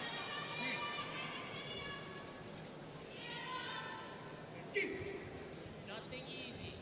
Yes, yes, yes. Move. Good. You see the ferocious attacks from Kodo. Very much on top of her with her pressure, isn't she? Yes. Almost forcing those mistakes to step out. But she knows that Allen has very close now. She's got 3 Chewy warnings. Next one would be Hansoku Chewy, and then it would be Hansoku. And she's going to be putting pressure on all the time. We're in the last minute of the bout. 3 warnings each. 2 points to Allen, adding a third. Yuko. Amazing timing.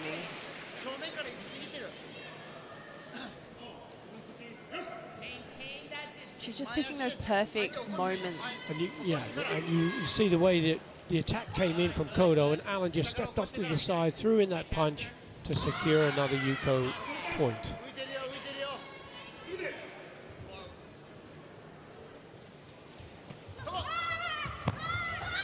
Her ring craft is very impressive, isn't it? Very impressive. I loved how she was able to quickly move around and then Yep. come back in for another point at that exact timing that I was talking about again. Very, very good. Very experienced fighters. And this is the sort of thing that you look at as a fighter. Think, oh, these are things that I can introduce or to train on. Always, always. And using her legs to deter. I love it. So this will give some confidence boost to Kodo. She'll get a 1-point score. Still 17 seconds. There's another counter punch from Allen, but Kodo's asked for her coach to give a video review request.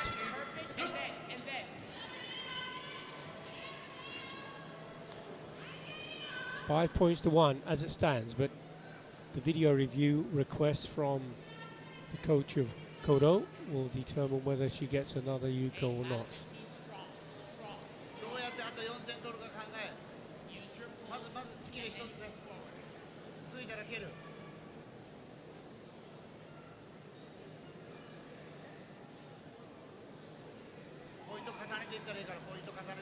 There's the point that was given before, so it's seem to be having a bit of difficulty finding the right place to in the video to consider. Here we go now. There's the front hand punch there from Kodo. We also have to consider, was it first? Exactly. Or were they? I think it looked pretty good. or if they were at the same time. If they were at the same time, they could score, can't they? Yes, yes. And certainly if it was first. So in the video review, there's the video review referee, but there's the video operator. And the referee asks the operator to try and find the right place. So they have to be communicating with each other for that. And there's another point from Trinity Allen.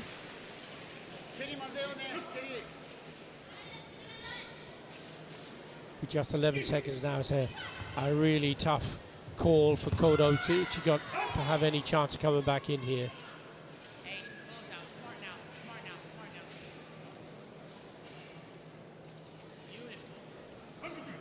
The Hansoku Chui, it really isn't going the way for Kodo. Trinity Allen being in control from start to finish, really. There's another front hand punch from Allen. Kodo comes back and shakes her head. She knows that she's got no real chance now. In fact, none at all. There's 0.01 of a second left on the clock. There is a video review request from her coach. That looked really... It looked good, doesn't it? Good technique, didn't it? They both punched at the same time, so they both can score. We know though Allen received the one from the judges.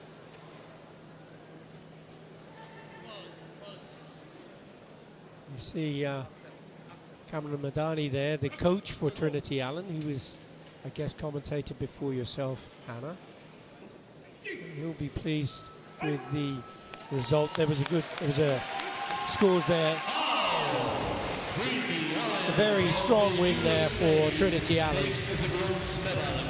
And a great smile from Cameron Madani. Oh, they'll be very happy with that outcome, won't they?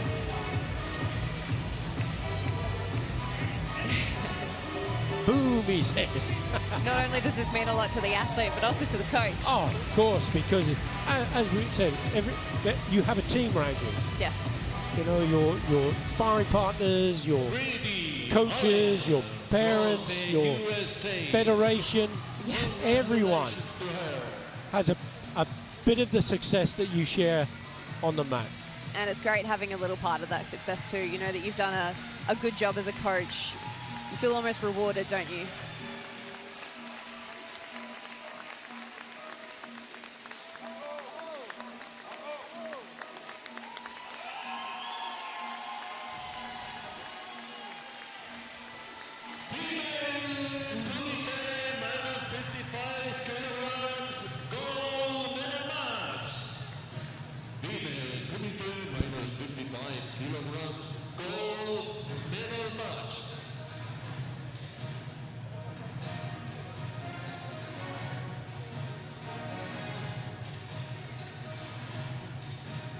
Egypt versus Canada.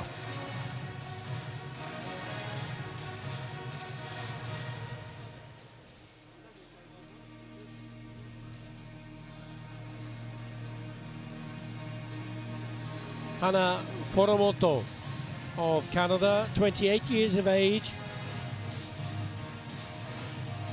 PKF champion 2024. She was first in the A series in Vancouver in 2023. Introducing first, Aka, ready in red. Aka, coming from Egypt, number 15 of the world ranking, bronze medal last year in Antalya, silver medal at the African Championship 2024. Please welcome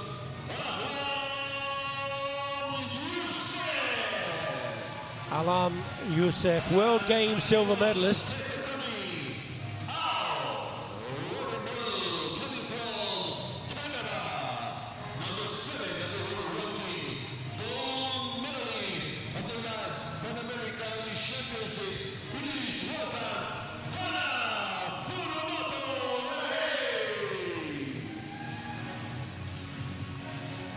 Hana Foromoto wearing the blue colours. Alam Youssef in red.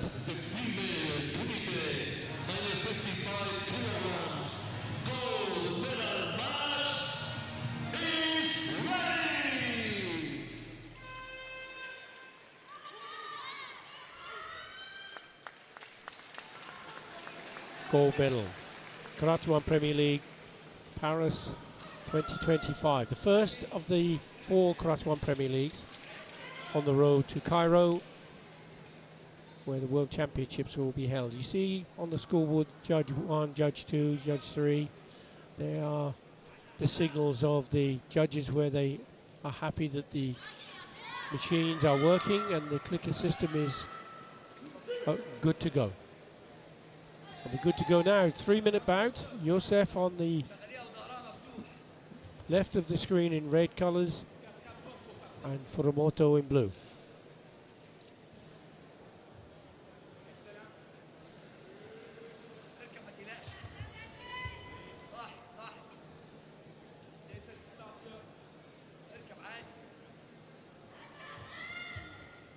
Always that testing moment at the beginning of the bout, the uncertainty.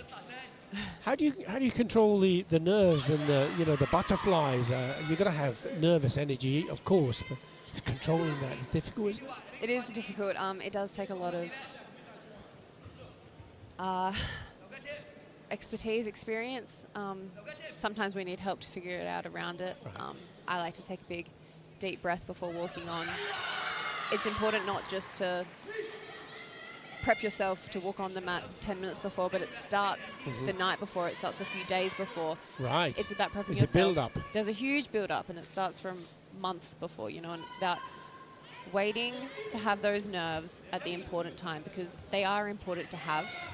Nerves help us deal and help us to perform at our best, but it's about enhancing them and using them to the best of our abilities and not letting them take control and take over. And don't let in those negative vibes. Those negative vibes. We don't need them out on the mat, do we? Certainly don't.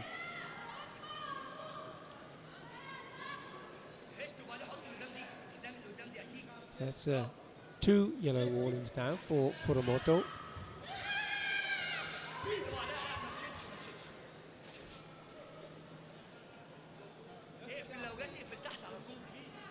Warning for holding against Youssef.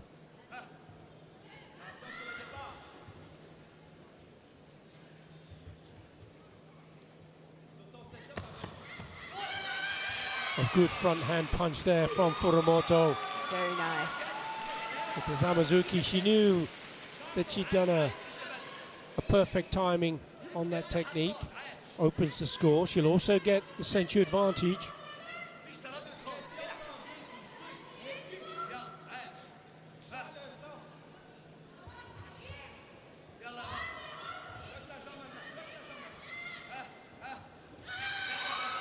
Once more, she tries that front hand punch as Youssef comes forward. Both going in at the same time, but it's Youssef who gets the score from the judges. There is a video review requested from the coach of Furumoto. They both went in at the same time there, Hannah, didn't they? They did, definitely a good clash. Who will be first, and will she get the video review? Well, Furumoto is the athlete looking for the request from the video. You can see the punch on this side. The previous shot was showing her, this one may be better, there we go, as they both go in pretty much at the same time, so they could both score if the video review referee agrees. Who's on the high on the chest? Would you give that score if you were a referee? Hannah? If I were a referee, I'd be giving it for sure. Okay, let's see if they agree.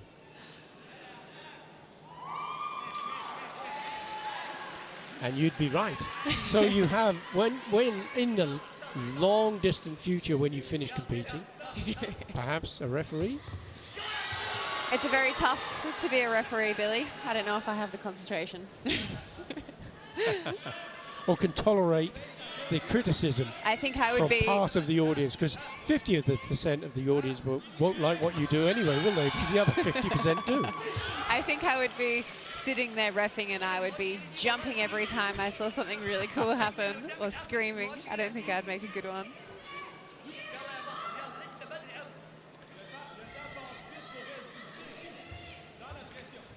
Gold medal at stake, Karate1 Premier League, Paris 2025.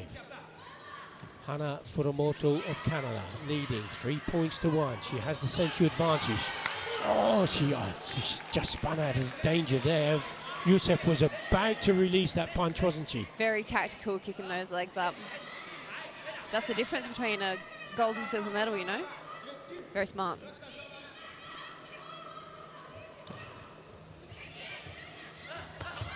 .30 seconds still on the clock.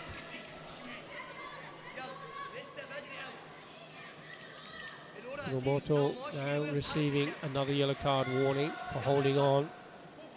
She still has the Senchu because it's not within the last 15 seconds, but she has to be careful. Punch coming in from Youssef. And again, video review request from both of the coaches.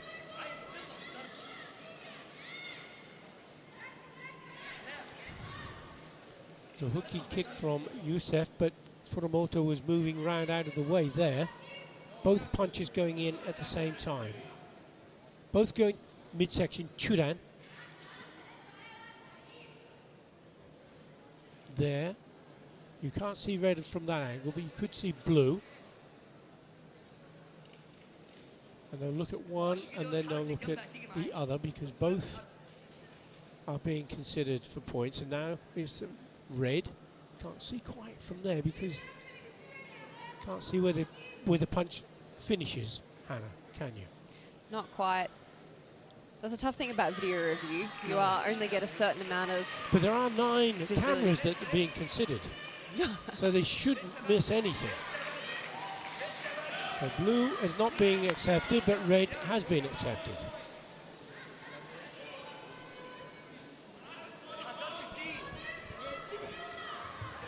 3-2.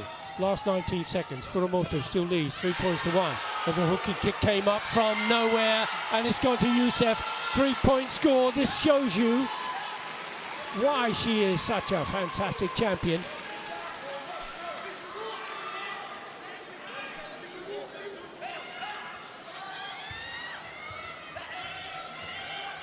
Now the pressure's going to be coming in from, and again a video review request. 6 seconds still on the clock. Furumoto trails now, 5 points to 3. If Furumoto is unable to get any more score, there's a kick over the top now. That could be a 3-point score, or it could be nothing.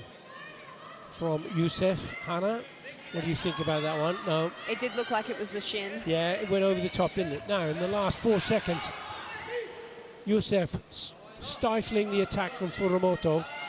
Furumoto being penalised. You now lose the senchu. That makes it more difficult. She has to score 3 points to win, 2 points to draw.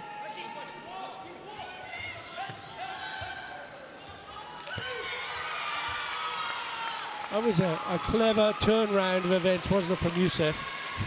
Very, very. That's what you like to see from a gold medal match. Very smart.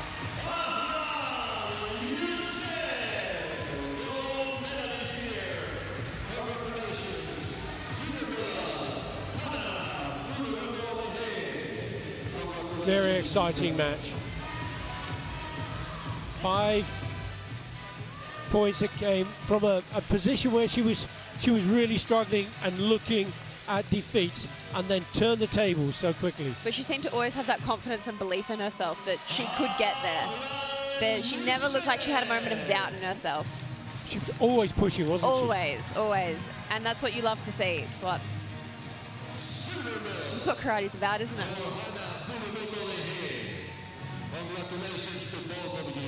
And the timing on those punches was just so close, wasn't it? There's the hooking kick that scored that 3 points. You can look at her face. She knows. She knows. She knows. That's given me a gold medal.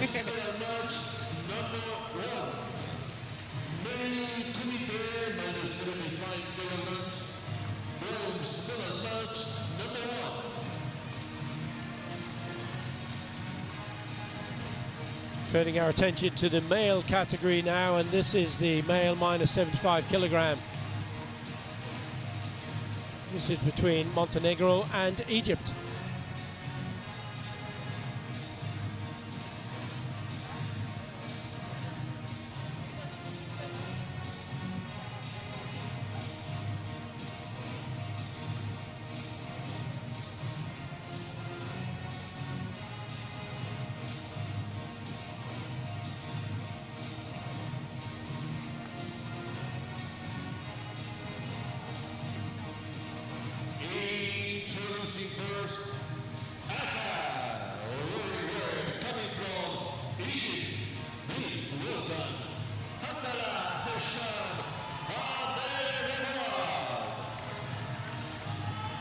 Abdallah Abdelgawed of Egypt, an Olympian World Games gold medalist.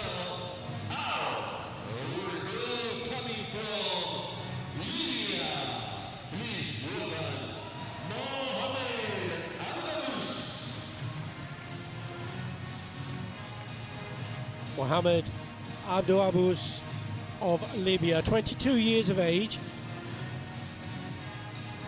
Continental silver medalist, but he hasn't won Karate1 Premier League medals. Joaquim Fernandez of Portugal, the referee for the bout.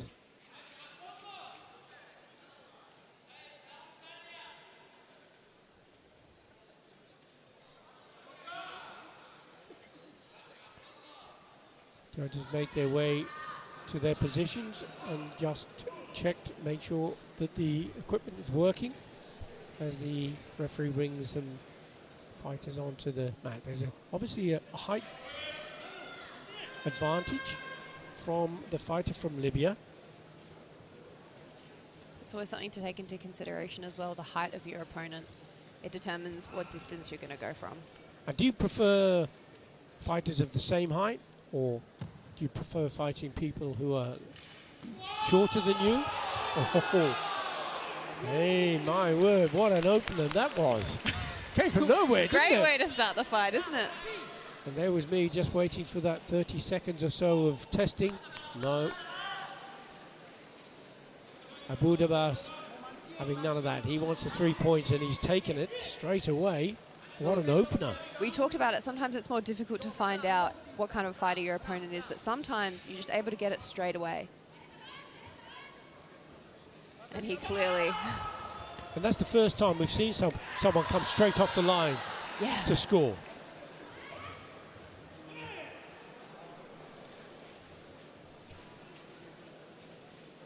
Abdul Gawad coach looking for a video review. There's the kick. Now, did it bounce off the shoulder? Did it meet its target first hand? There. What do you think, Hannah? I think that got him. Certainly got him by surprise. Came from down, he's put his leg down and then just comes straight back up again. Great call from the coach. Yeah. Certainly levels the scoring. Difference is the Senchu advantage. Abu Dabas just has that narrow lead. We've still got 2/3 of the bout to go. So look for the kicks, that's the message. They both seem very keen on their legs, don't they? Wow.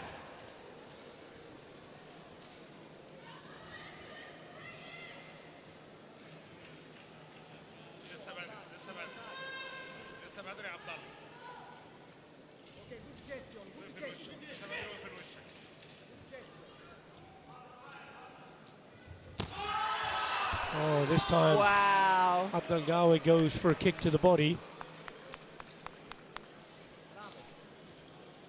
There's the score from Abu Dabas. Punch came in. Video review for red. Looking at a kick to the body at the same time as the punch came in.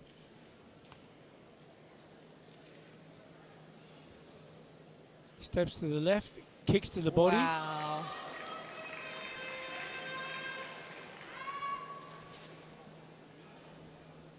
Good for you? Good for me. I think it was fabulous timing. No. What was the video review thinking it was second to the punch? Possibly. That's definitely a something to take into possibility. consideration. It certainly looked like most of the other criteria were there.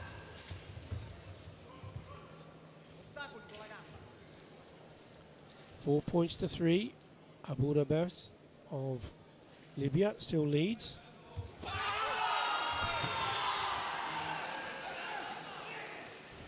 Video review request from the coach of Libya.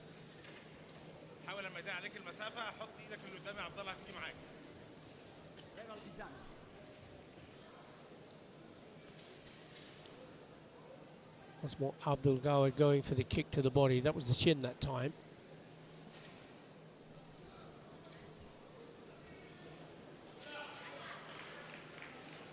So neither of the coaches have the video review card left. This time, the score is being given for the body kick. This is a very tight fight, isn't it? It is indeed. And it's Abdul Gawad who now has his neck in front, so to speak. Abdul Gawad needs at least 1 point to bring that century back into play. Abdul Gawad going off the mat. So Chewy warning, another yellow card. How do you determine where you want to position yourself on the mat? Ideally in the middle, I guess. Ideally, you don't want to be super close to the end. You want to give yourself, just like he's doing now, that little bit of room to move, to go wherever you need. And you train in the corner? You train with your partners to force you into those positions? Yes, I personally, I love the corner. I love that you can move. I prefer it. I feel more comfortable there. Right. But it's definitely worth being able to put that pressure on to make your way back into the middle and reset. There was a reset from Abdul Bois, takes another point. Now he brought that Senchu into play. This is a very active, very talented fight. You can see that the scores are just going up on both sides. Now, although there was a 2-point score from Abdul Gawid, the Senchu takes the first priority.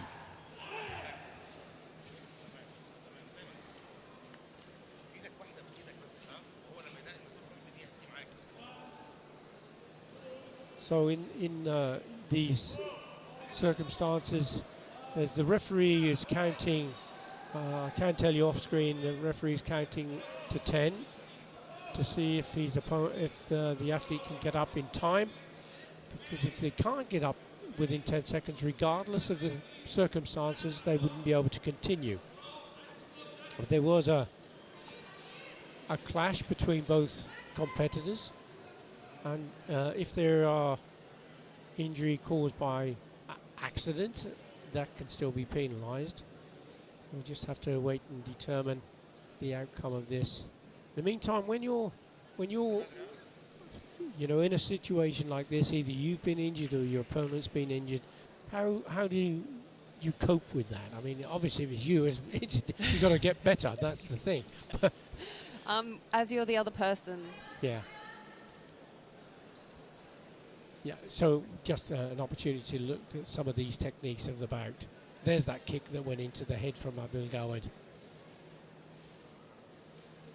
Wait, sorry, Hannah, you were saying? As you're the person that's sitting there waiting, although you don't like to see your opponent injured, you don't like to see you hurting someone, that takes priority off of the mat. At this moment in time while you're waiting, you need to get your mindset back into the game. Yeah.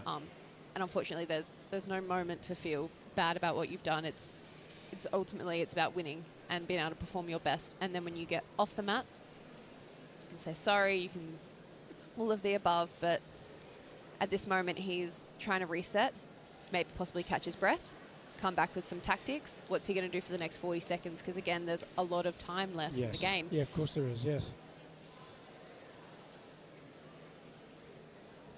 The referees can give athletes 3 minutes to recover, or a little more if it's deemed necessary, before they have to come back and make a decision. And just a chance to have a look at some of the crowd from the Stade Paris, Pierre de Coubertin. Still that form of respect there for your opponent. Yes. But then it's back in the game. Absolutely. So you always carry respect for who you're fighting. Good, and it's great that the athletes are both able to get back onto the mat, and the referees just check in with the Kansar, the fourth official or the extra official, to consider the timing, whether there was the count to 10 and he can't continue, or whether the technique, whether there was a discussion with the doctor. If the doctor says he can't continue, regardless, he can't continue. On the other hand, if the doctor says yes, he can continue, then the referee will decide whether he can or can't. So there's quite a few things that need to be checked to make sure everything is right, but the most important, of course, is the health of the athlete. Let's see what the referee decides to do here. He's giving a contact violation and a chewy warning. And back into the action, 40 seconds still to go. Abdul Gawid in red needs one more point to overcome the Senchu advantage held, or to force an error in the last 15 seconds. Goes for a high kick, but Abu Dabas he's keeping really close. He's playing quite a cagey game here, isn't he, Hannah? Yes, yes. Well, he's had that moment to think, to come up with more tactics. He's had that time. Goes for a kick to the body. Abdul Gawid tries a roundhouse kick, comes off with a punch, putting a lot of pressure on his opponent here. Not letting him off, is he? There's a round kick to the back. He's throwing everything in that round kick to the back. 2-point score, and you can see the coach unhappy with his fighter from Libya, who's being told by the referee to keep still and to compose himself. There's the kick went up from the Libyan and the kick round the back. بس اوعى رجله بقى اوعى رجله والعب في الملعب عشان عندك انذار عندك انذار العب العب حرك حرك عبد الله عندك انذار وهتطلع بره وهتطلع بره عندك انذار كده هيبقى 7-5 ليك هنشوف ممكن يديك انذار So a referee just اقف مكانك يا عبد الله looking at the athlete who's taken a knock in the face, but the scoreboard recorded the 2 points for Abdul Gawad. He's got another Wasari score. So he has 7 points to 5, so he most certainly is in the driving seat with just 5 seconds left to go. Libyan coach is muttering away to himself there. he's not happy with his fighter who's That's fallen what behind happens by when you 2. have so much passion for the sport. You know, you Yeah, of feel course. not only the happiness but the heartbreak and sometimes the anger. Well, that was a close kick there from Blue as the clock ticks down to 0, and that was a really impressive fight from Abdul Gawad. He knew the century had to be taken into consideration He and knew what he managed had to to do that. do. Sometimes you also have the information to know what you have to do, but then you have to do it. And he was able to pull that off very well. There's a close-up shot of the Egyptian coach there, who's done an incredible job with the national team. And in the World Cup last year, Egypt became world champions. They were Absolutely. in the men's category, they were sensational. And they have such talent, depth of talent.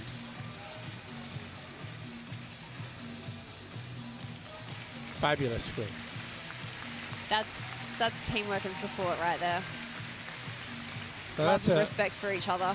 very well-earned bronze medal for Abdallah Hasham Abdul Gawad of Egypt. Abdel Gawad, congratulations once again.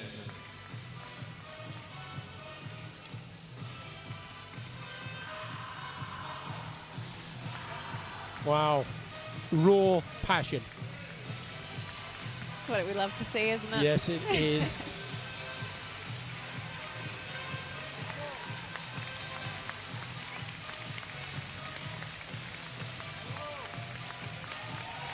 And the crowd standing up, getting amongst it. We are ready for another bout. Male Comité minus 75 kilograms. Bronze medal match number 2. Male Comité under 75 kilograms. Bronze medal match number 2.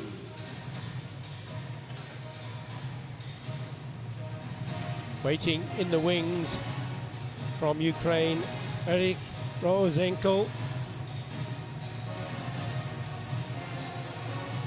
Bronze medalist as a cadet. Very much a young up-and-coming fighter, 20 years of age. Was third in the A Series in Athens in 2024. The third in the Youth League. Hasn't won at Karate1 Premier League.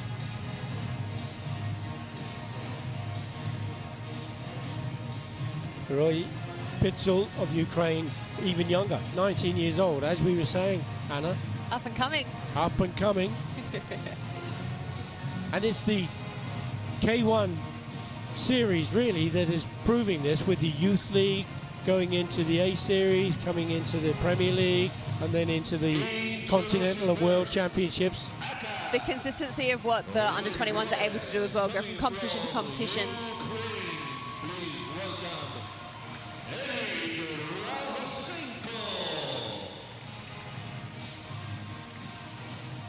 Eric Rausenko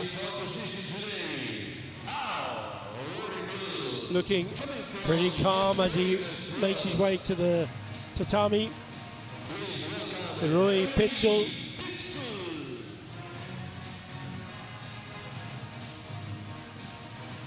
He was first in Tbilisi in the Continental Championships last year. Hasn't won Karate1 Premier League medals, but has been an under-21 world bronze medal. Referee for the bout, Jan Kristoffersen from Denmark.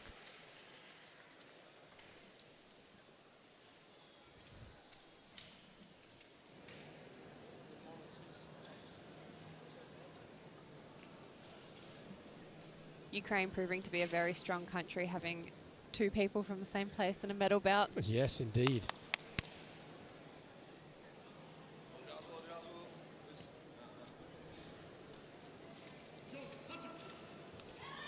It's always a challenge, I guess, isn't it? For if you've got a teammate who's on the mat with you, it's such an important place as a Premier League bronze medal encounter. No love lost, is there? You're just going to fight, you want to win. No, Is that you're, right? you're both there for the same reason. You Yeah. both have the same aspirations, dreams. This is just a 3-minute fight where for 3 minutes you're not each other's friend. Adversaries. But yes. But then it's to have that respect to walk off the mat after and still be on the same team. Yes, and Arozenko has opened the score with a 3-point. That was pretty impressive technique. You get the Senchu as well.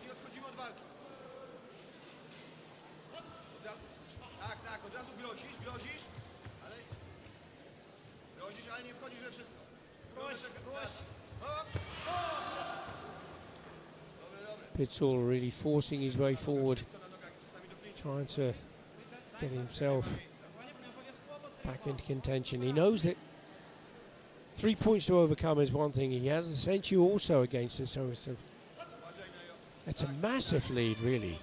It that is. Rasenko has now achieved himself, isn't it? But we can see he has that active pressure.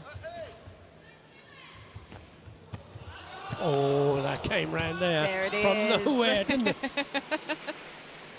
So if there's one way of turning the table, that's the way to do it. Where there's a will, there's a way.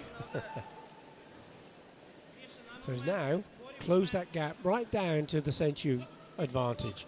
And that was a very difficult technique, was it? A spinning Yushiro Uramawashi, a spinning roundhouse kick to the back of the head. One of the hardest techniques, you could say.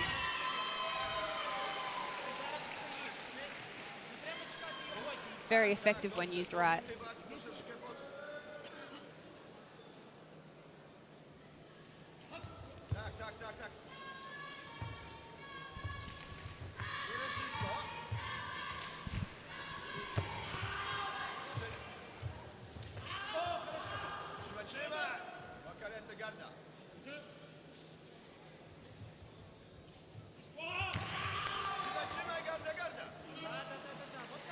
Fast punch there from Pitsul.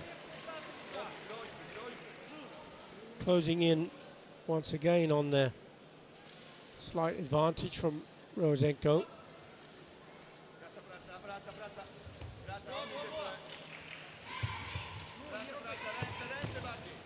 Still only halfway through, and there's another front hand punch from Pitsul and a kick to the body.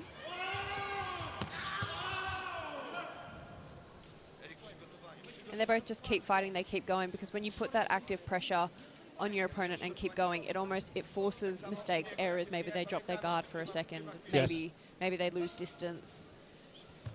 And you can use that to your advantage.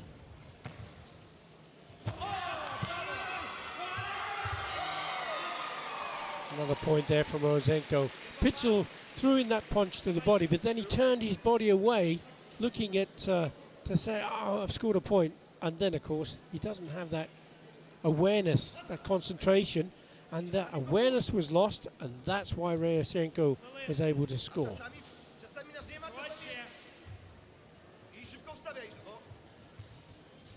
Making sure that you keep that Zanshin is important, isn't it, Hannah? It is important. Sometimes you can almost get carried away with it because you're trying to sell your points, aren't you? You're trying to show the refs that you're determined this scored, this was in. And sometimes we can get a little carried away with it, and then it's that slight loss of concentration. High kick there from Pitsul again. He's trailing 7 points to 4 now. The century against him. And time running away. 47 seconds on the clock. He's handling the pressure extremely well. and finding those perfect timings and perfect opportunities to score. Prosimy. 45. Nie, nie. Ej, Erik, 40 sekund, jeszcze... Spokój, spokój. Tak, nie wchodzimy na wszystko. Tak, szybko na nogach. Trzymaj. Karetę, garda, środek. Amazing środek, movement. nie wchodź. Getting himself. Kept in control. Notice how he went into the Yes. corner and then had that amazing movement to get back out and give Yeah. himself more time. Yes. And now he has more room. O to chodzi, o to chodzi. 22 seconds remaining. Jest dużo, 3 punkty. Nie wchodzimy, tylko uważamy na nogi. Raozenko receives a warning, chewy warning for stepping off the tatami. Uważamy na czuda. Tak, i na nogi. Garda, garda. Garda! Nie wychodź! And there was a kick from Pitzel, and it took a knock. It just shows how strong and powerful he Yeah. is as an athlete.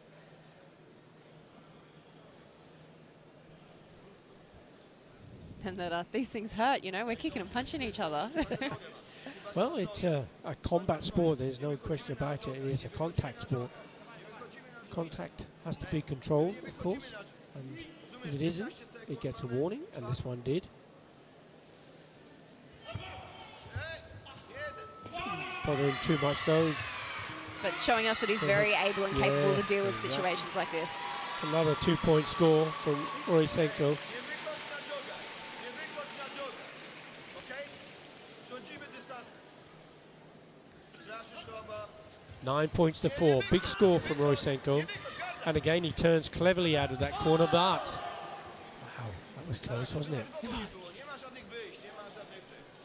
Garda. Jeszcze nie. Pitzel did take him to the mat, but he took him down with 2 hands, and he's going to be penalised for holding on with 2 hands. To Howell 1. He's pulling these body kicks off so well, isn't he? He's able to control the fight and control his distance, his timing extremely well. This is the highest score we've seen in the tournament so far, 11 points to 4. Very smart fight. Teraz nie wolno się łapać, tak? Teraz możesz dostać, a nie możesz łapać i nie do tyłu. The Hansoka Chewy, you watch the Senchu being taken away now. Almost doesn't matter though, does it? Hardly does it. 2 seconds left on the clock, there's a score Brawo, brawo, brawo. Mądrze. from Pitzel. Mądrość, Erik, mądrość. Nie bijemy się już, nie bijemy. Now, Roysenko, I love that he never gave up. no, he kept with it, didn't he? Because he could have forced another error. That would have been Hansoku. That would have been disaster for Roysenko. But there was another point to be had. So it's 6. High score, 11 points to 6. He really showcased his skills and abilities. Mr. Casual, isn't he? Just a little bit of a body swerve there. What a prospect, though. Just 20 years of age. Well, both of them. 19 and 20. Rahosenko, Ukraine. Congratulations. How special to be that young and that skilled and talented. Well, I'd do anything I could just to be that young. It'd be wonderful.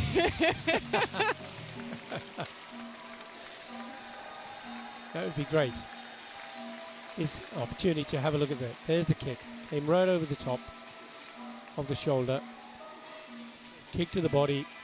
Oh my And that was that goodness. spin and turning kick. Doesn't have to make contact. Has to be within 5 centimetres.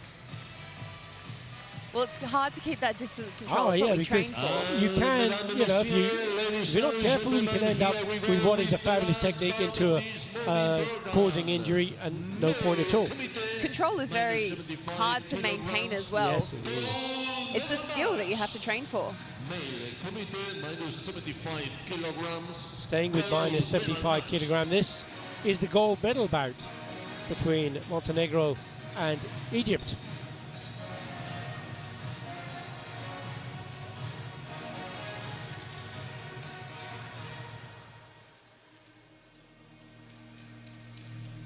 this is some champion.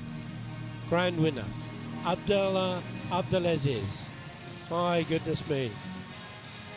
Absolutely amazing fighter. 7 Karate1 Premier Leagues he's had. He's an Olympian. He's a World Games gold medalist. He's the grand winner. He was first in all 4 Premier Leagues last season, Abdullah Abdelaziz. Oh, by the way, he's world champion. Can't skip out on that. Back to back. What a fighter. That'll be why he's wearing the gold gi. He certainly would be.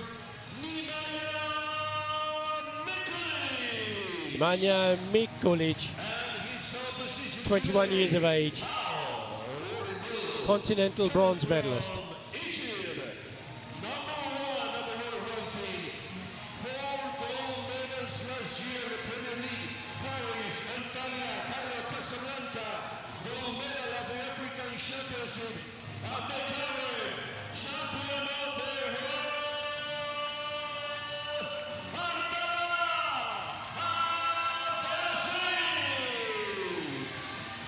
What a great introduction there from the ring speaker, Hossein Redondo. Abdullah Abdelaziz.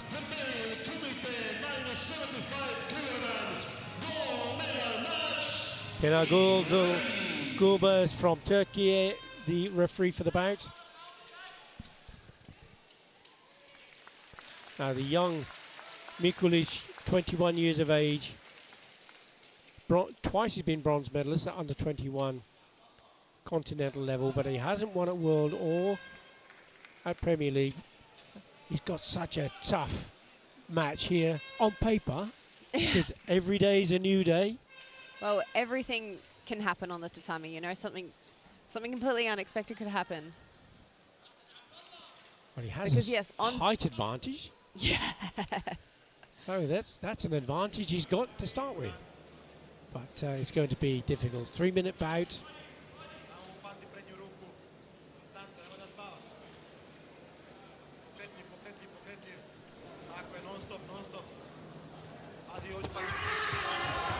Front hand punch there straight away from Abdelaziz. Mikulic just came into that range, didn't he?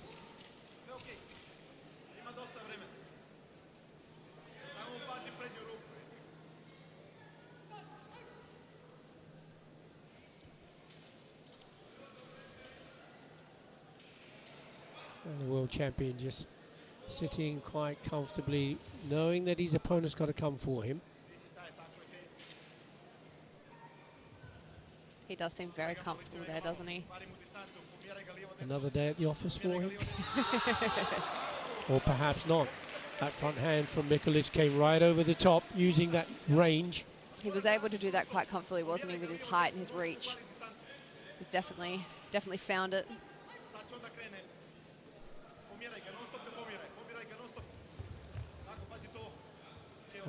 You can see Abdullah Abdelaziz. Oh, hang on, I better not take this too easily for this opponent.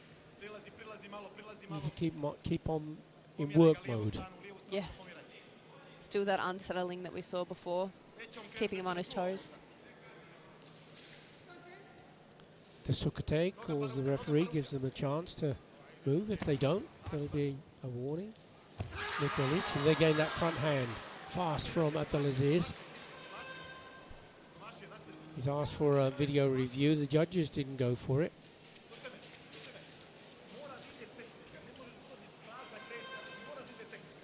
Front hand punch, the Gazamazuki, as it's referred to in Japanese, the language of karate. There's the punch.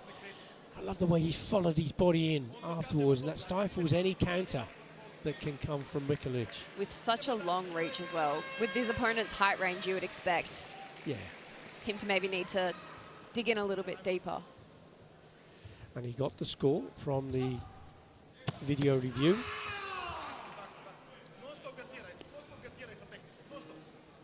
Such an experienced fighter. He definitely knows what he's doing out on the ring. And once more a video review requested.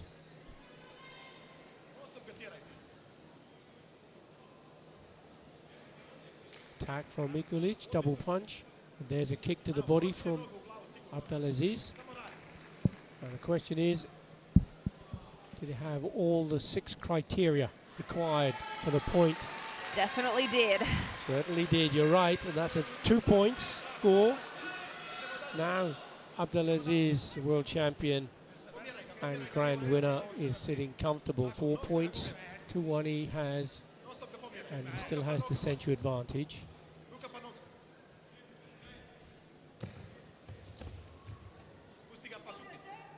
He was able to close that distance very well.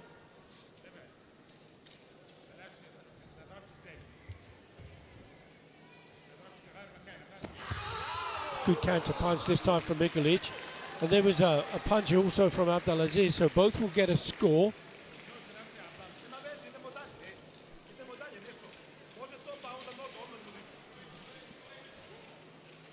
Both punches going in at the same time.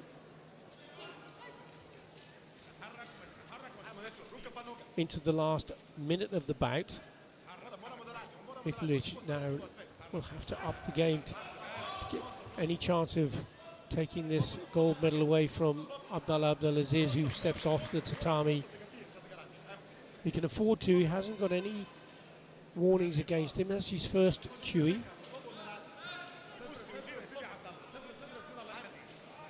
What advice would you give to Mikulic? More of that? Definitely more of that. Definitely more of that. Indeed. He's only 2 points adrift now. He has the century advantage against him. Abdelaziz once more steps up. He changes his tactic, doesn't he? Well, absolutely. He seems to be very, very patient, but maybe with 40 seconds left and he needs a few points, he might need to start adding that pressure on that we saw.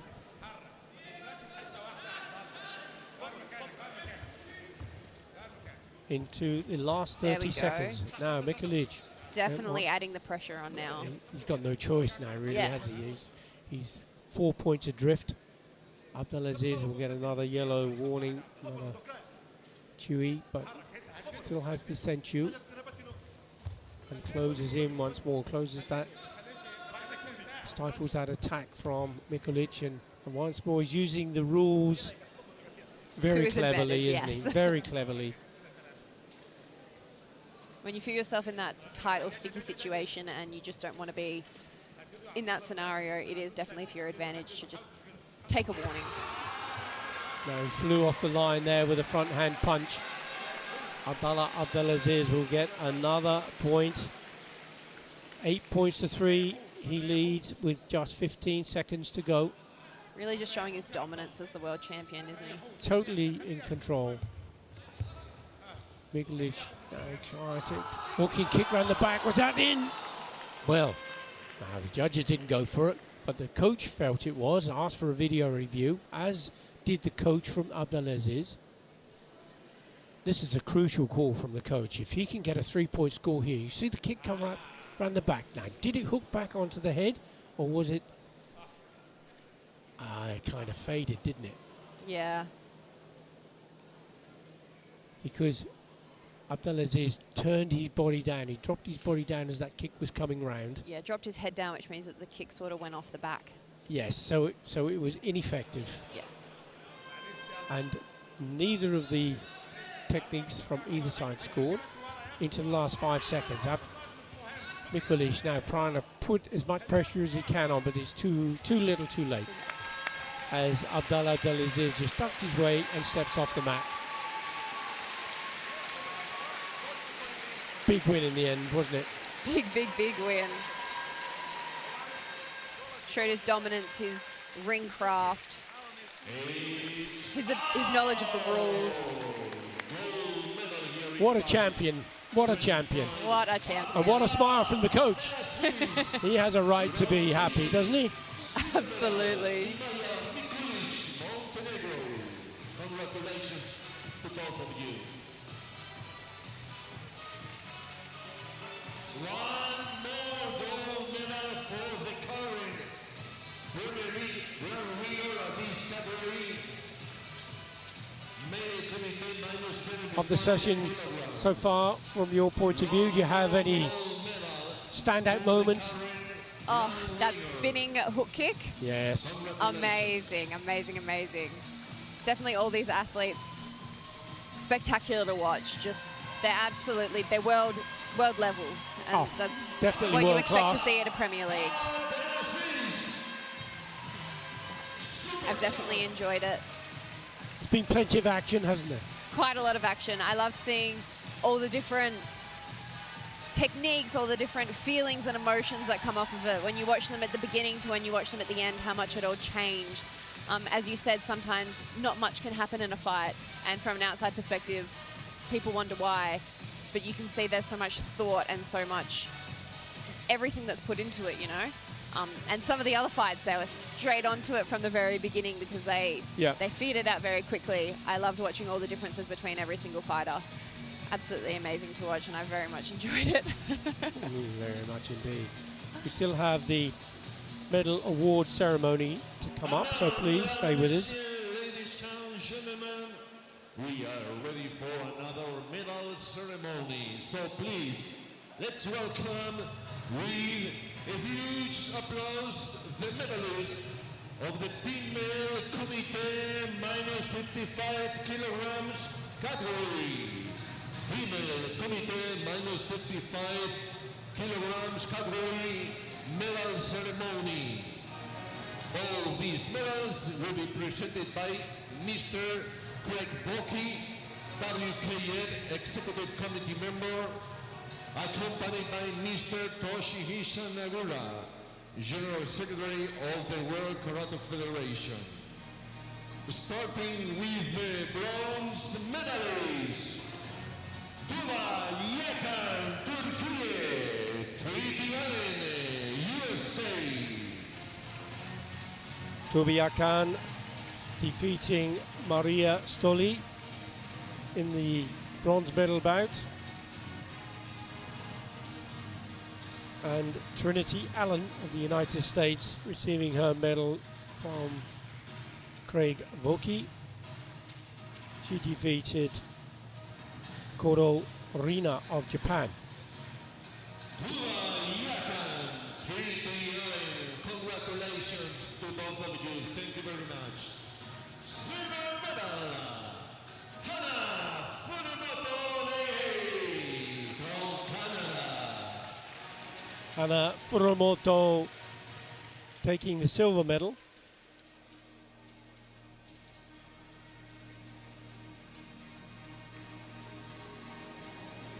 Leading for much of the bout, and then it suddenly slipped away from her, didn't it? It did, but she must be very happy with a second. Yes. Who wouldn't be? And gold medal here in Paris 25.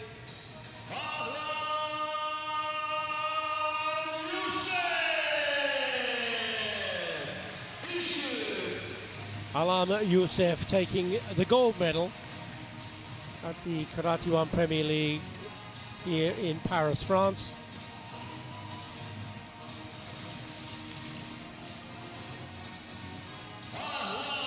The champion here of the Karate1 Premier League Paris 2025.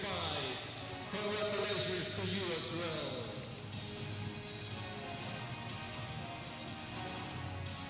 So here we have a nice picture all together. Mesdames et messieurs, ladies That's a great moment, isn't it, Hannah, when everybody comes together on the from the tatami onto the podium. Well, as I said, you all have one goal, and that's to be on the medal podium, and they must be so happy to be up there together, all receiving their medals, happy smiles, all feeling the exact same emotions, ecstatic.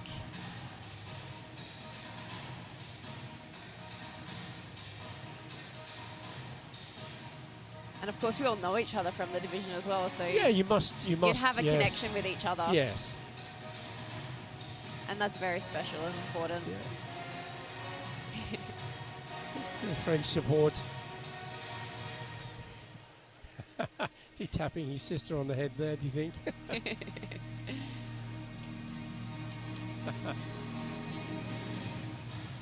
And now, mesdames et messieurs, messieurs, ladies and gentlemen, we are ready for the last medal ceremony of this morning program.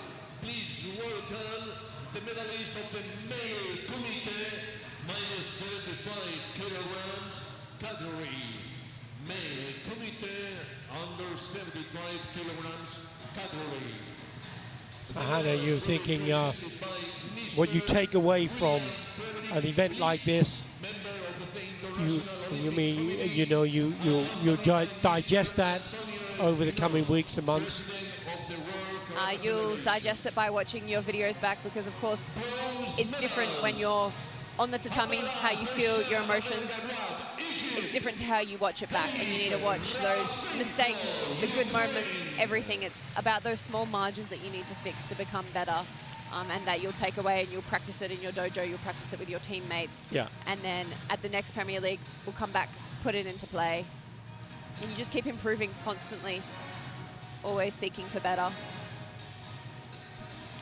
The bronze medals being awarded to Abdelgawed of Egypt, defeated Abu Dabus, and to Eric Rosenko of Ukraine.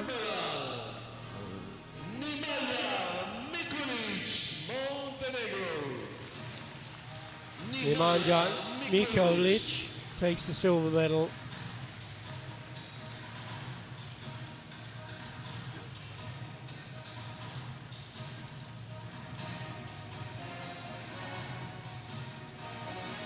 Congratulations and thank you very much. And the winner, once again, the gold medalist, once again, the super champion, the world winner,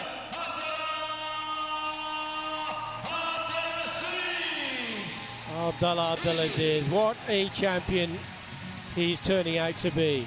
Still only 25 years of age as well. So got plenty of time. Always showcasing his skill and his abilities. He's just an amazing athlete. And we saw that today when he won the gold medal. Oh, just amazing. Amazing. One more for recollection. Congratulations. He looks very comfortable up there He in first does. place. He does.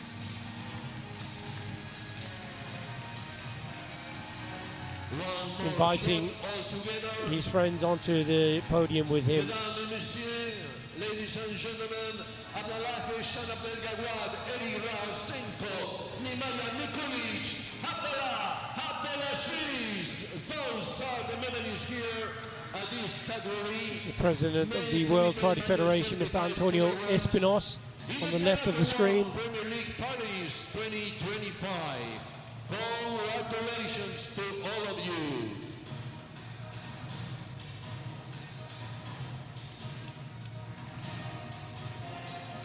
President must be pleased with how the World Karate Federation has developed over his reign of past 20, 25 years. It's definitely been a big jump, a big improvement. Incredible changes, particularly in recent years with new technology being brought in, and the standard of presentation Yes, and way organisation is phenomenal, isn't it? Phenomenal. We'll be back at 3 p.m. So, see you later. À plus tard. Oh, as you can hear from the ring speaker, we come to the end of the session. So please, do come back. We're only going to be away for an hour, and then there'll be more karate from the Karate1 Premier League. From me, Vinnie Brennan, and from Hannah Sullivan. Thank you for watching, and see you soon. Thank you very much for having me.